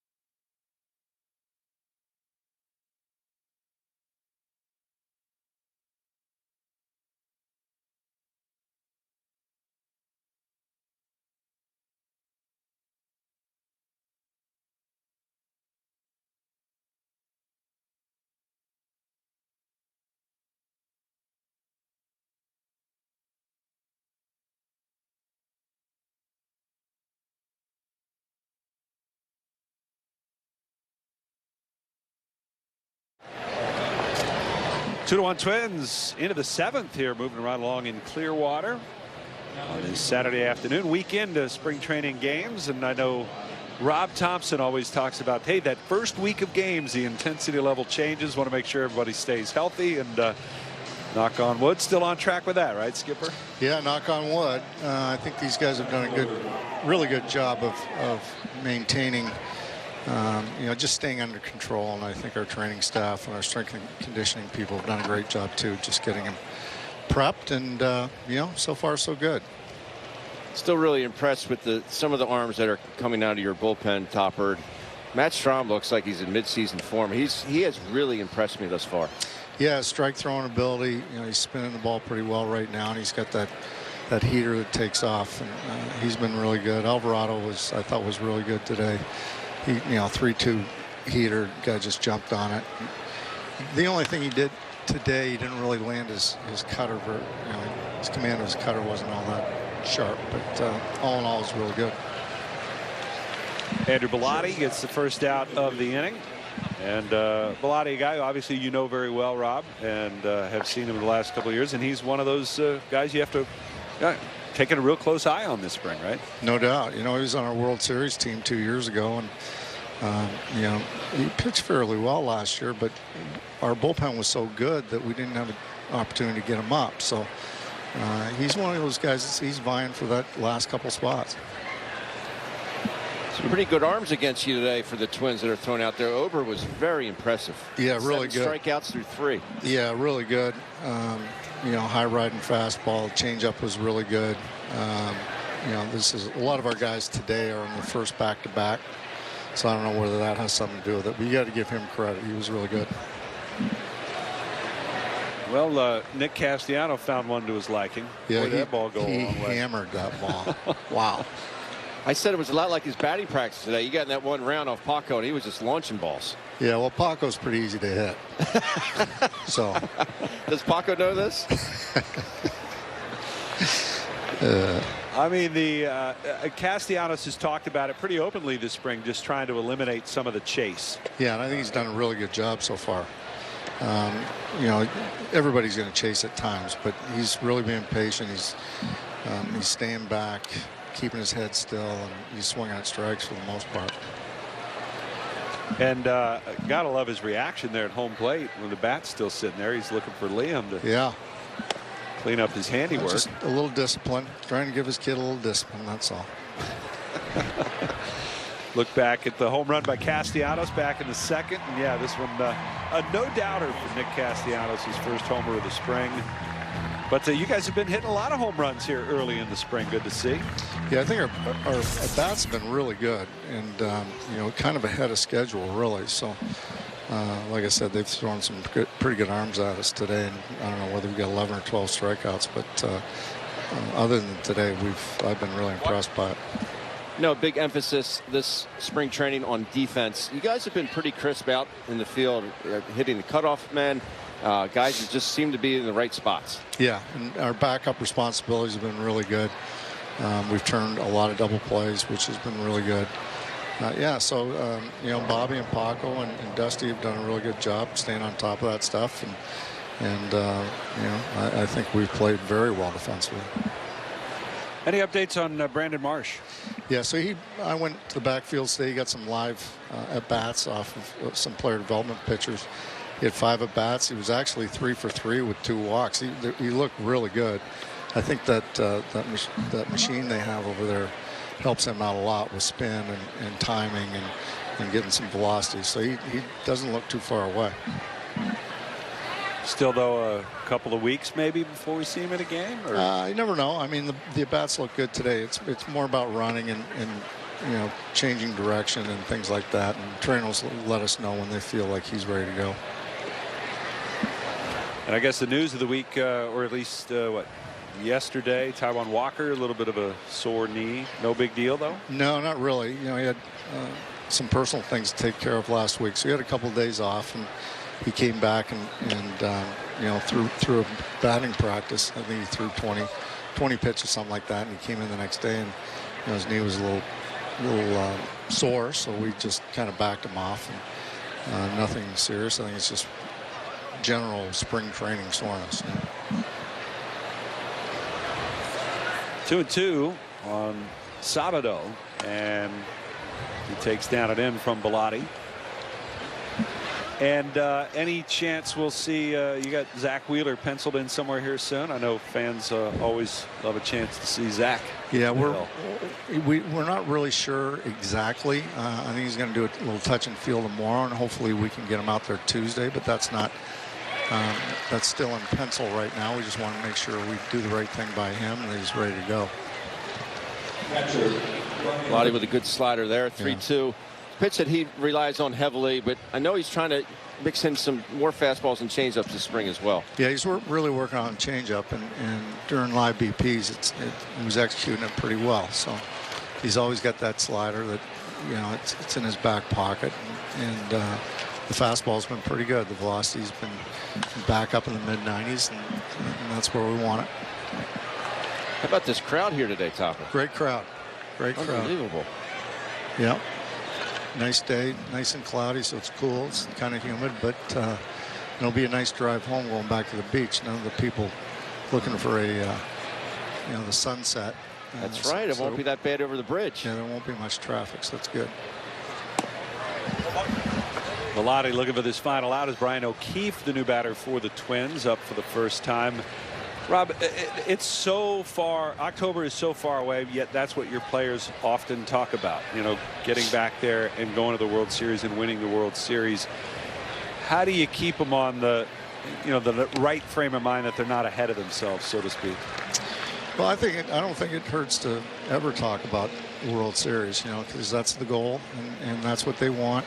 You know, we just got to make sure that they're going about their business the right way, and we're not speeding them up too much, and that's my job to make sure they stay healthy. But we're always talking about it, and I think that's healthy. Is it any different than this time a year ago I mean, the way you see your guys play or go about their work? I think they're a little bit more motivated right now than they were even last year, because they've tasted it twice. And they know that we've been close. We know we've got the team that can get this thing done, and they want it. Bellotti with a 2-2, and this one hit in the air to right, and this should end the frame as De La Cruz will make the catch. And Rob Thompson, we do appreciate the time as always. We'll catch up to you again a little later. Thanks, guys. Have a great day. Rob Thompson joining us from down on the field as the Phillies head to the stretch, down 2-1 to the Twins.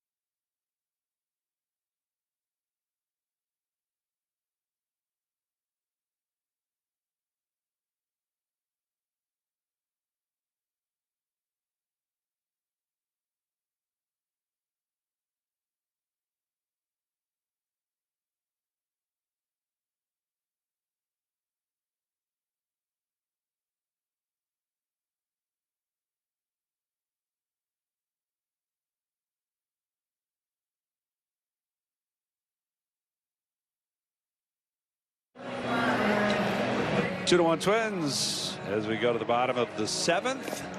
Here we are. TV booth today. Radio booth. Murph and LA. LA's got a shirt that could go for the one we're wearing. He could be an usher too. He could be. With that color. He'd be a great usher.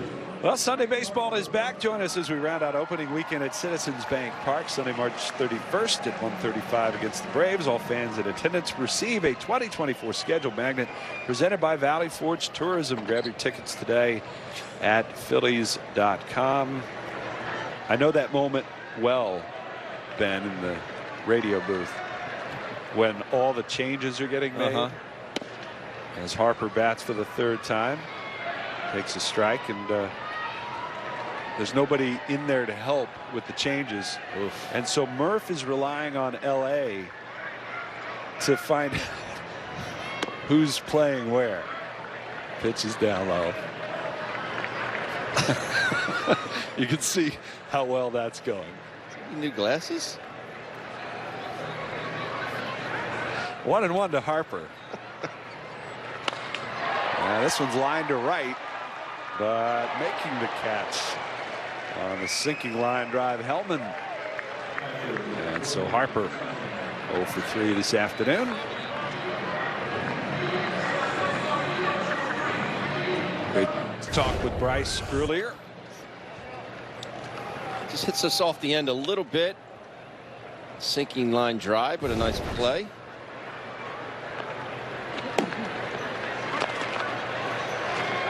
I don't want anybody to get the wrong idea. Larry is a tremendous partner and very helpful in those situations when you need to know who the Twins' right fielder is at this point in spring training. He's on it. He gets there. He gets there. Eventually. He arrives at some point.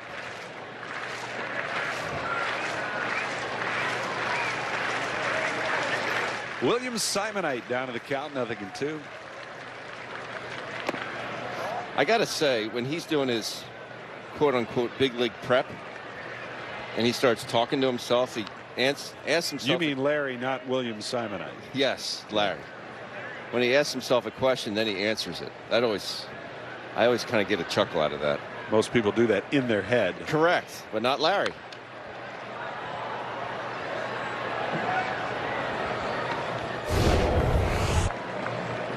Now this is the moment in between innings, right? It's glasses, it's binoculars. Wait. Yep. Wait a minute. Double check. And I know there's been a lot of talk about the uniforms, but those nameplates being smaller really doesn't help in that situation.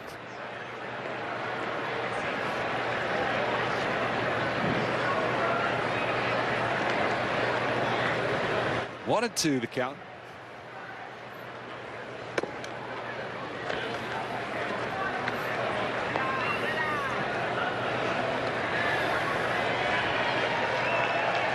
Twins pitcher Jordan Balazovic. Twins have only allowed 2 hits to the Phils today. One of them a home run by Castellanos for the only run.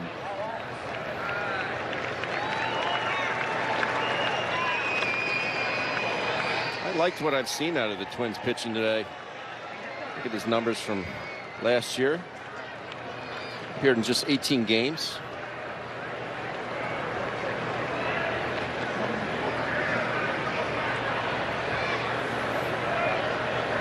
(3-2) and a ground ball that's going to get through. There's a base hit for Williams Simonite.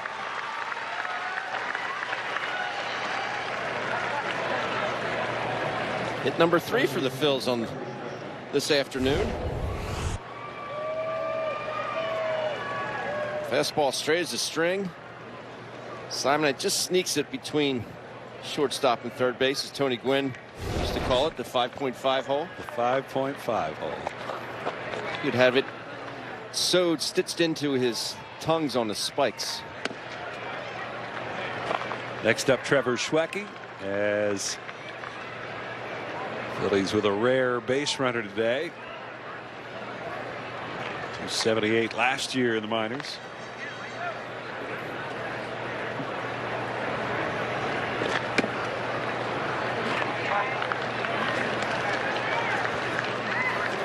Ball and a strike now. Balazovic, a rookie last year for Minnesota.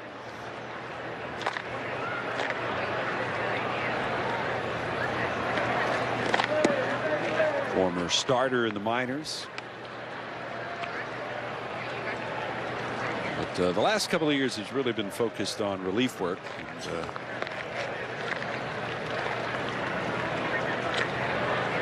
2-1. That's a ball lined into center for a hit. 2 in a row, Ben. 2 in a row. Yeah, these spring training games, they can be wildly different beginning to end, right? You start to get all the other extra players, a lot of minor league players take over in the late innings. We've seen that case in point a few times this week. Yeah, Schwecke no stride here, just hits a bullet into center field. Yeah, how they start isn't necessarily how they're going to finish. Anything can happen. And a disproportionate number of ties so far. Yes. Spring training. Fanatics holding a baby. I don't know if that's the best thing that we could be doing right now. Oof. On the dugout? Yeah.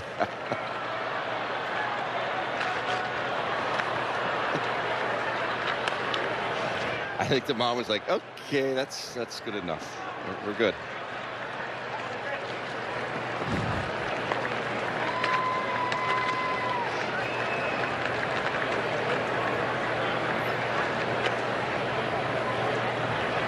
That baby's world will never be the same. Never. Kendall Simmons at the plate. I mean, it's a great story for later, but in the moment, it's got to be somewhat terrifying for the mom, right? Yeah, because it's not the baby. Not so much baby. That's an infant.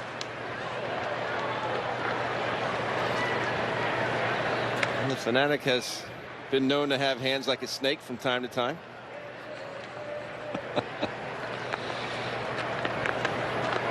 Don't go getting on the Fanatic.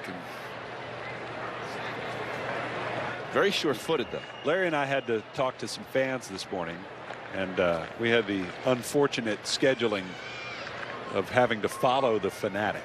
Oh. Yeah. No chance. No chance. No chance to win that one. Well, Simmons down on strikes, and now the first baseman Felix Reyes. We look back at the last pitch there to Simmons. Late breaking ball. Simmons right over the top.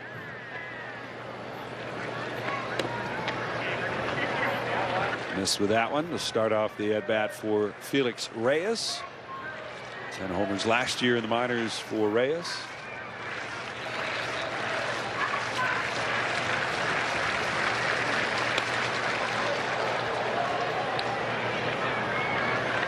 That's 12 and only 12 strikeouts today for the Phil's offense. Unfortunately, yes. The 1-1. And that's blasted, but headed foul. Headed towards the Sarge. That was blasted.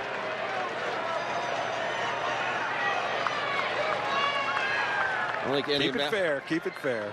There's no amount of Carlton fist that was going to keep that one fair.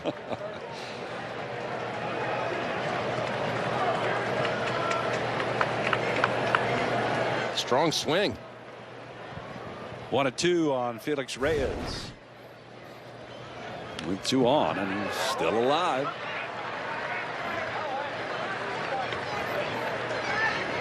Cut it loose on that 1-2 count, didn't he? Well, says I'm going to get a shot in a big league game. Might as well. Spring training.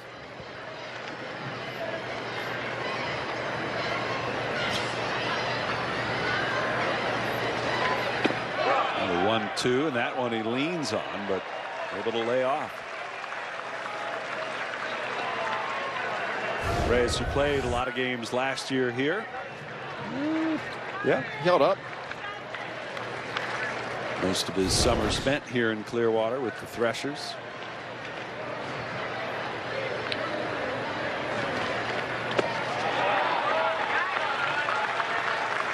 play there by O'Keefe. Keep that ball in front of him.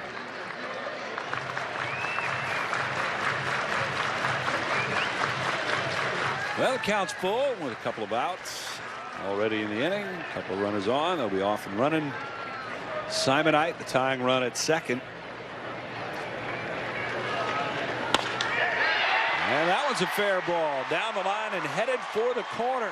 And this should give the Phillies the lead as Simonite and Schwecke will both score. Reyes with a 2-run double, and the Phillies are on top 3-2. Nice at bat by that young man. Obviously missed the 3-run homer, but still able to drive a couple runs in with this double. Just tucks it in just inside that third base bag.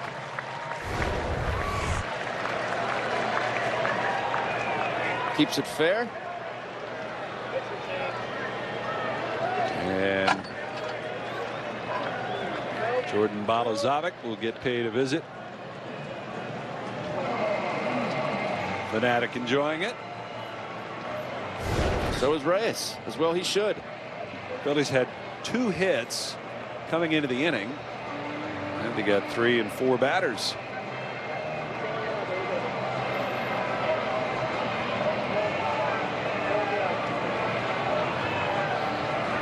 Schwecke scoring easily, as you mentioned, the runners being off.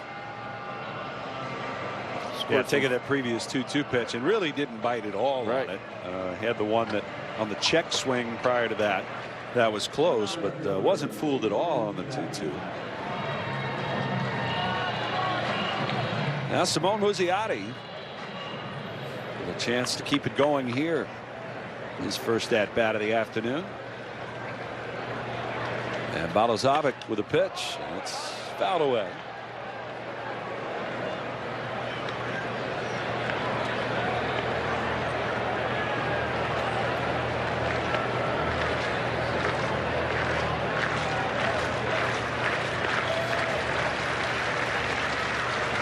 Oh, 1.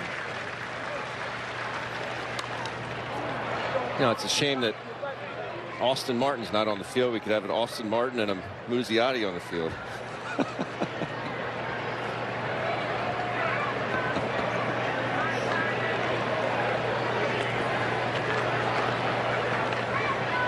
I don't think you should use that joke when you do your next routine at the next stand-up. Sponsored brunch. Uh-oh. And Reyes, who is way off the bag, is still going to end up at third base after the overthrow at second. I think if O'Keefe puts this on the bag, it would have been a different outcome. Reyes, with, as you mentioned, a very aggressive lead, but O'Keefe airmails this. Watch how far off he is from this bag. It might have slipped a little bit too. Yeah. That ball was there well in time, but take advantage of it. 1-2. And that one's hit to second. Down to a knee to make the play, and that'll end the inning for the Phillies, but a good one as they get a couple of runs across. Felix Reyes, the former Clearwater Thresher, coming through for the Phils here in the 7th.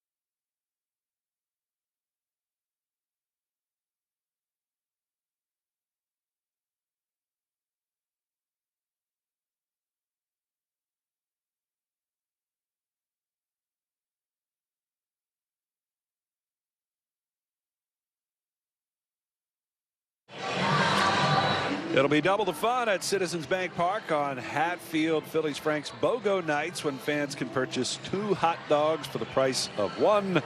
Tuesday, April 2nd at 6:40 against the Reds. April 16th on a Tuesday, 6:40 against the Rockies. Secure your seats today at Phillies.com. Let's get the hot dog suit out early today, and a better day for it, I'd say. Oh yeah, and cloudy and not baking in that. Would be a little warm. Tyler McKay on the mound now for the Phillies, who have taken the lead. And McKay facing Chris Williams.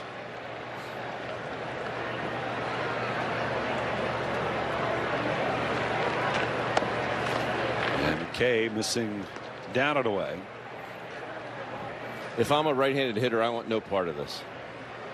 That arm angle, good hard sinker, frisbee to go along with it.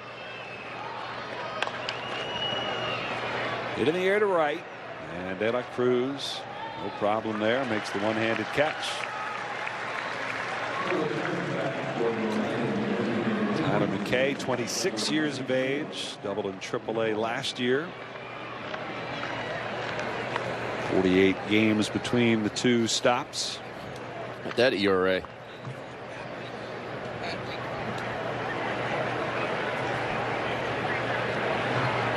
Pat Winkle is the DH for the Twins. Stands in against McKay and takes low for ball 1.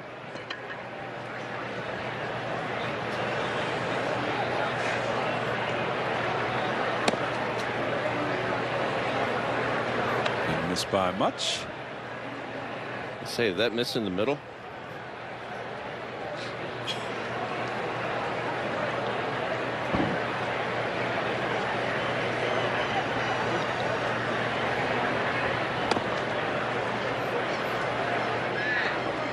And he falls behind 3-0.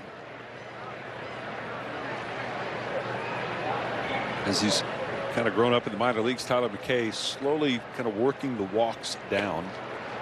Now, when he got to AAA last year, they kind of popped back up again. But McKay, a really good strikeout to walk ratio at AA last year.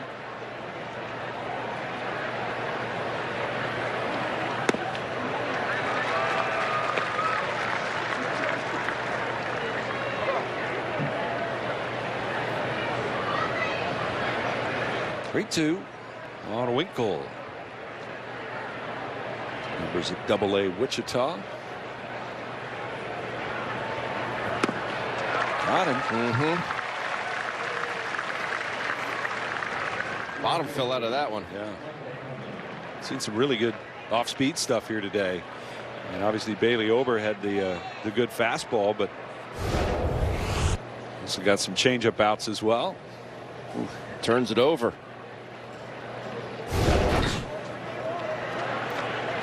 So 2 down, Michael Hellman now for Minnesota.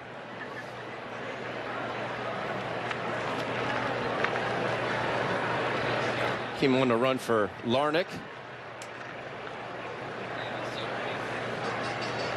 Back in the 6th.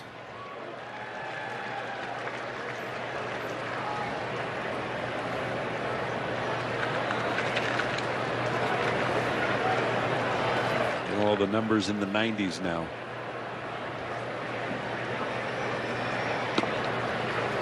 Pretty typical for the Yankees. Yeah, they just have to. They just have to.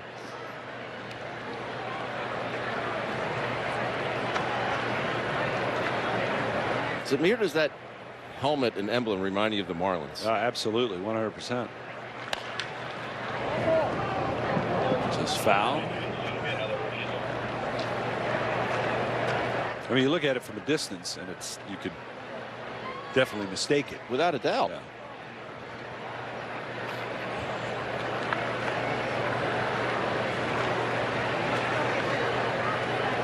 You like those matte helmets as opposed to the shiny ones like the Phillies have? I mean, they're fine. You're okay? Yeah. Same with your high sense of fashion. I didn't know how you felt about it. Yes, me and my green shirt.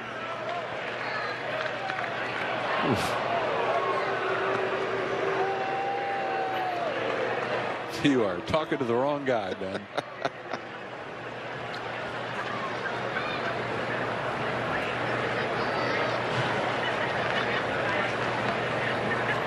We get a 3-2 changeup here.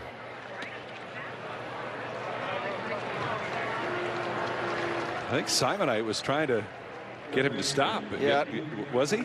Yeah, because I don't think the pitch com was working, so he actually went to a manual sign. You can see him wiggle his fingers.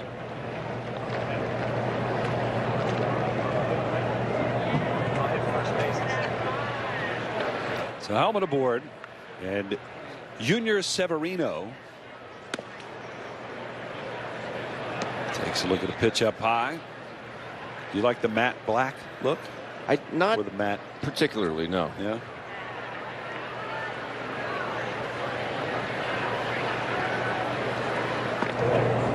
Did you prefer a shiny helmet or a shiny, dirty helmet? Did you have? No, I mean, by the end of the season, I'd have a little bit of pine tar up there because I use so much of the pine tar on my bat, and then my hands would go to my helmet. And Right. it would accumulate. But were you a guy that cleaned it often? Or? No. Well, he's going to end up at third base. Again, Simonite's throw. Tailing up and away from Simmons at second.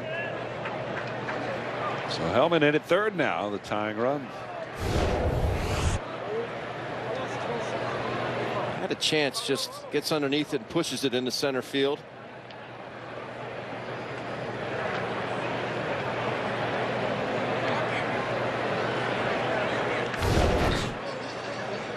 Well, you can't get a matte or a shiny helmet there. I don't know, maybe you can. You can definitely get shirts. You bet you can get this green one too. Mint green. Yep. But no, I never cleaned my helmets. Or Was that a superstition or just you? I just didn't care. Just didn't care. Yeah. If somebody had cleaned it for you, you would have been fine with that. Yeah, sure. Yeah. What's amazing is how many helmets I have accumulated at the house. So every year I'd have one skull cap for catching, and then I'd have a left-handed helmet and a right-handed helmet. So that times how many years? And they're just in a big box in the cellar, just accumulating I was going to say, dust. what's really amazing is that you still break one out a day and wear it around the house. Yeah. That's what's weird. No way you're putting a helmet on that hair. A waste of product. Exactly. That'll do it. A scoreless 8th for Tyler McKay. Yeah, come get your shirts, whatever the color might be down here in Clearwater.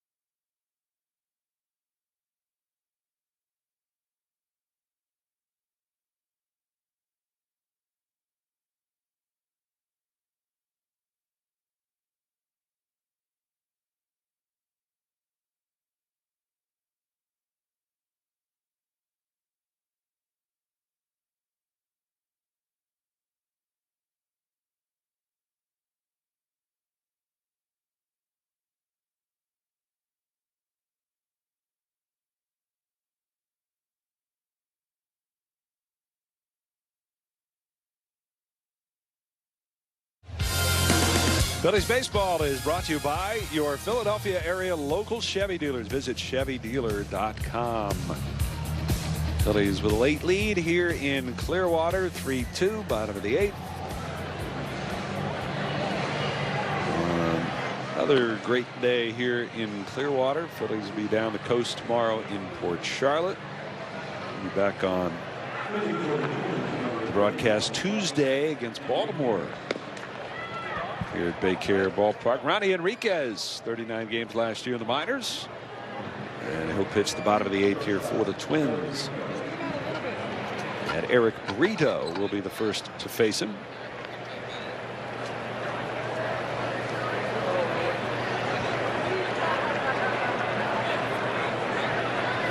And Enriquez, this pitch is lined hard down to the left field line, and that is a fair ball. Bangs off the wall in the corner, and Brito is on his way into second, and the ball into the stands. Did he flip it into the stands?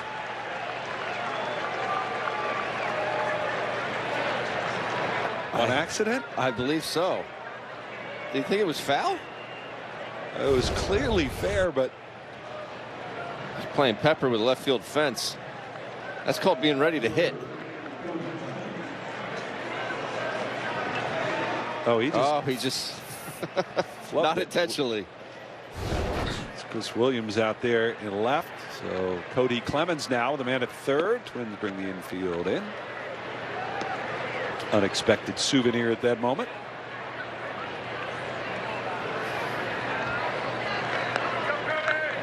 A little easier to laugh about in March than it is in any other month of the season. Don't mess up, girl. Tries to get any. I mean, he gets to it nicely. It just did it. My bad. My bad. Clemens rips it, and it's caught. That's second by Prado.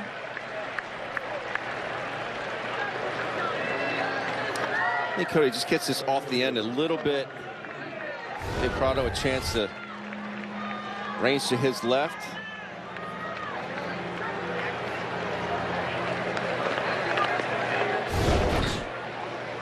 Now De La Cruz. Infield still in.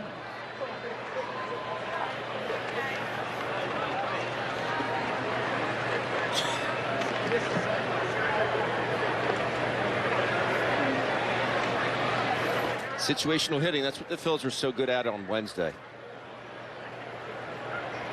Something they're making a concerted effort to get better at.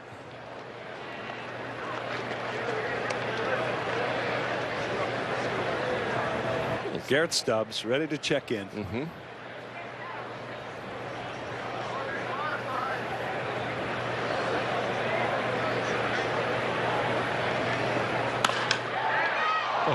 Another one. Uncle. Well, now Stubbs is going to throw a lawn dart in the left field for a knock.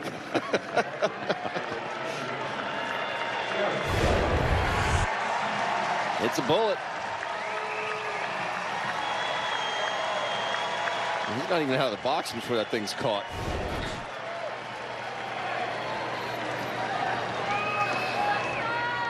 first to Prado, and then over to Severino, and now Stubbs with 2 outs.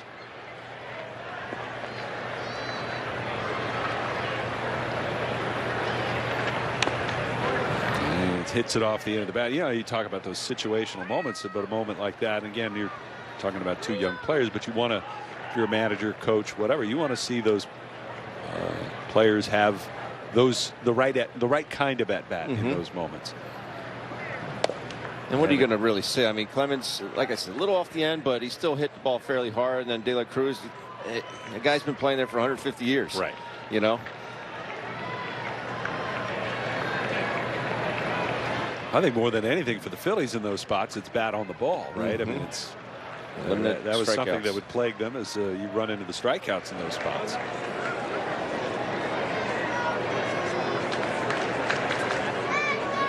that's what people always see, is the strikeout and the pop-up in those spots are the ones that are tough to swallow. 1-2. Good swing, good balance. That's something I was talking with Rob Thompson about today, just watching Kyle Schwarber take BP. I said, you know, not for nothing, but I wish I would have made it more of an emphasis. And again, I wasn't the most prolific offensive player, but I felt it spent a little bit more time paying attention to my balance before, during, and after the swing. That swing there by Garrett, I mean, that was outstanding. But it just, I think it translates to more success offensively. I said, Topper, I said, a hurricane would have blown over Kyle Schwarber at the end of that swing. You know, and he said it's something it's a big part of his attack. 2-2. Oh, my goodness. That was out front.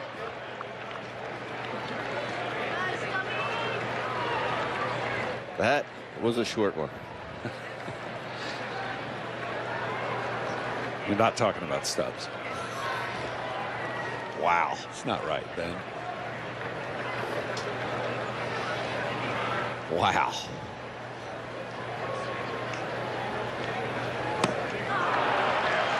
Well, he got him. And Garrett Stubbs strikes out to end the inning. So the double and the error, but doesn't lead to anything for the Phils. We're going to the ninth. Phillies lead it 3-2. The attendance for this afternoon.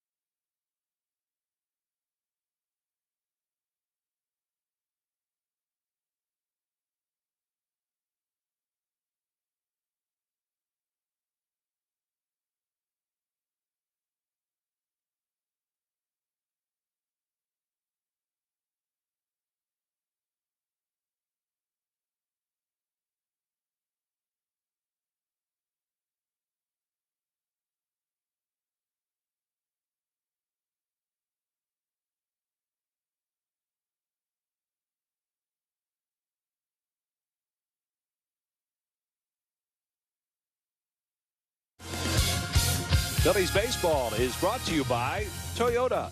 Toyota is the #1 retail brand for electrified vehicles 23 years in a row. Find yours at Toyota.com. Toyota, let's go places. By the Xfinity 10G network. The future starts now. By Citizens, official bank of the Phillies. And by Independence Blue Cross. Learn more at IBX.com.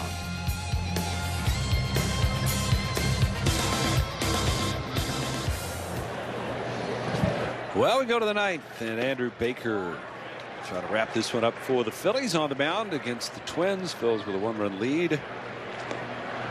And Baker, numbers at Reading last year. Bounces up there. Actually appeared in a few different spots as Andrew Baker now entering his 4th year in the Phillies organization. Anthony Prado, the batter, and he takes up and in.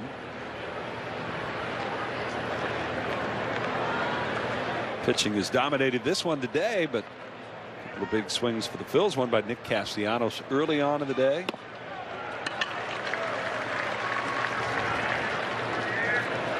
And Felix Reyes with a go-ahead double in the bottom of the 7th.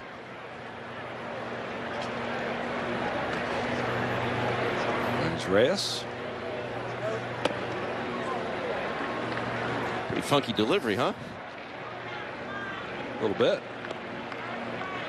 He pulls the ball out of his glove and then taps it and then goes back in.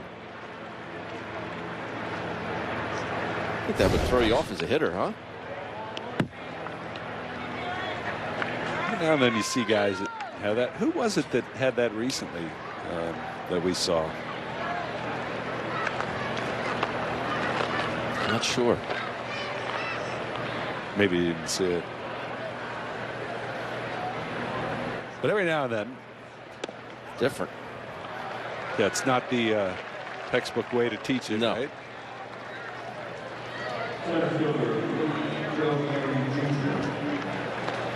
This is a walk to lead things off.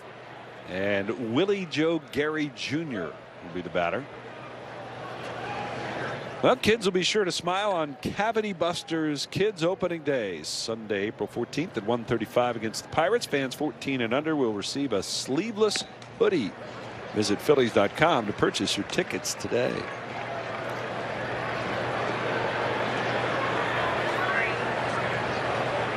I'm a big fan of those, like, t-shirt, hoodie, long sleeve type things. You are? I am. Yeah. I like those. Very comfortable. They probably have those at the Diamond Outfitters store. Mm-hmm.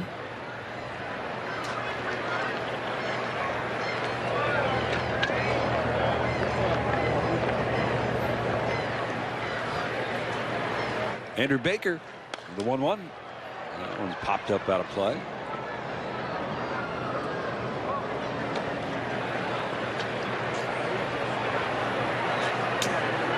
Get your green shirt there, too. There you go. Get there early, though. The I know. lines can build up. Yes, they can. Yeah. I know I would not like to do inventory in there. They have so much stuff.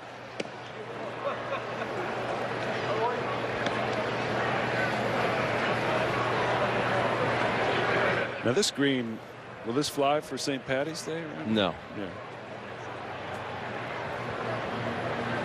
I figured I'd ask the Irishman. Now this is a mint green. There's that that one works. That one works.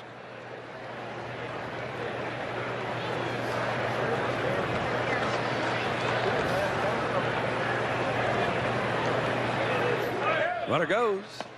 Swing and a miss, and a throw to second, not in time.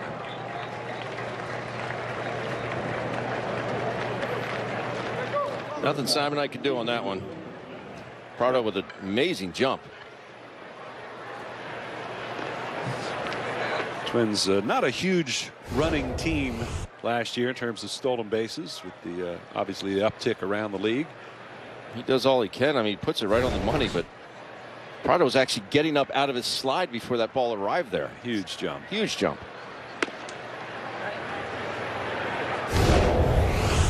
Take a look at that. Quick.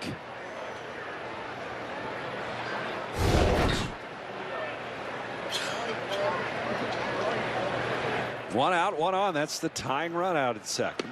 And that one's a strike called. Baker levels the count.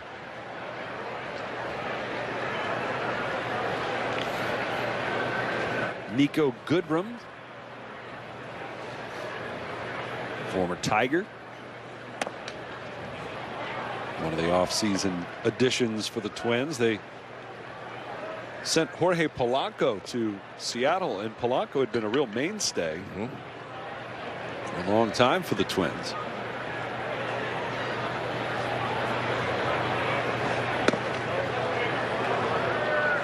They just made a deal the other day for Manuel Margot, who would provide a little depth in the outfield, a little more versatility in the outfield for the Twins. Margot coming from the Dodgers, who came over from Tampa in the Glasnow trade.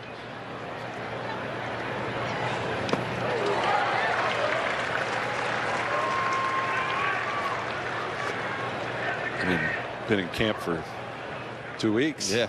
See ya. Hope you found your way around. Seriously. Find your way. See your way out. You go pack everything again.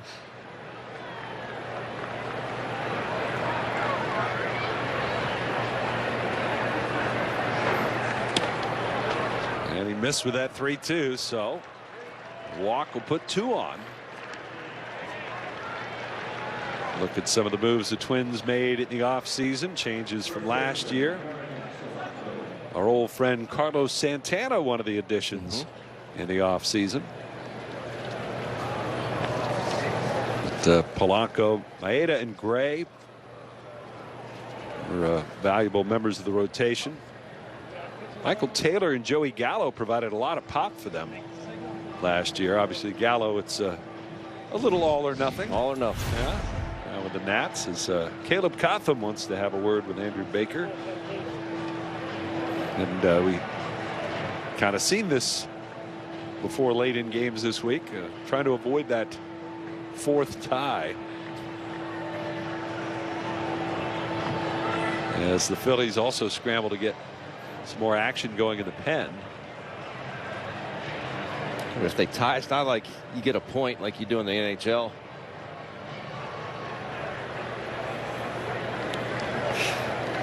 Definitely not. No points. No points. There's just no point. To get a ground ball on the ground, that would be a good point to get right here. Aaron Sabato, the batter, and a swing and a miss. And Sabato couldn't lay off.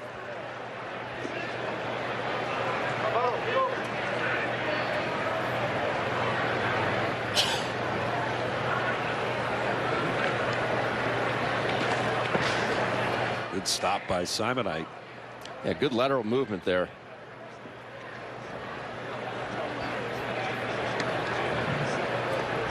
Catchers tend to be better to one side than the other, but this is some pretty good lateral movement to his right. Really got to drive off with that opposite leg. That was textbook.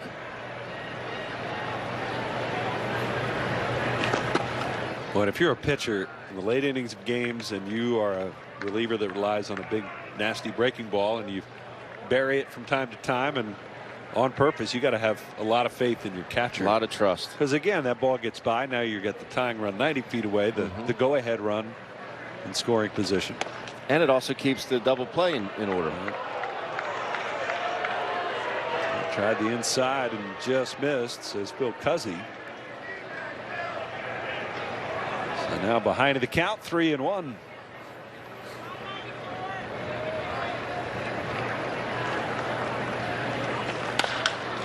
Ground ball. Will this do it?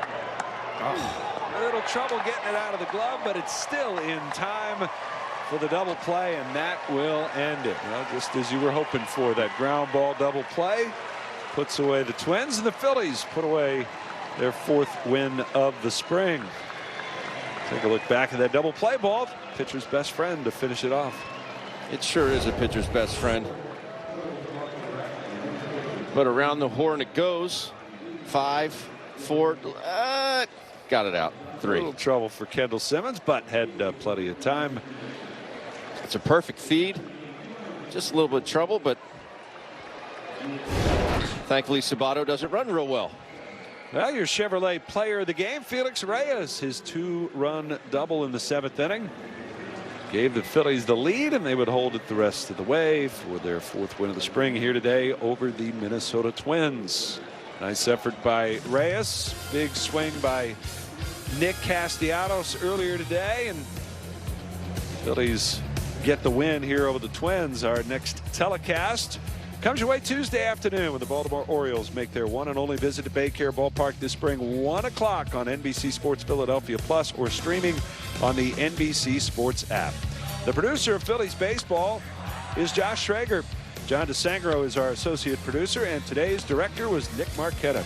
For Ben Davis and our entire crew, I'm Scott Fransky. Thanks for watching. Phillies win it 3-2. We'll see you back here in Clearwater on Tuesday for more spring training baseball. So long, everybody.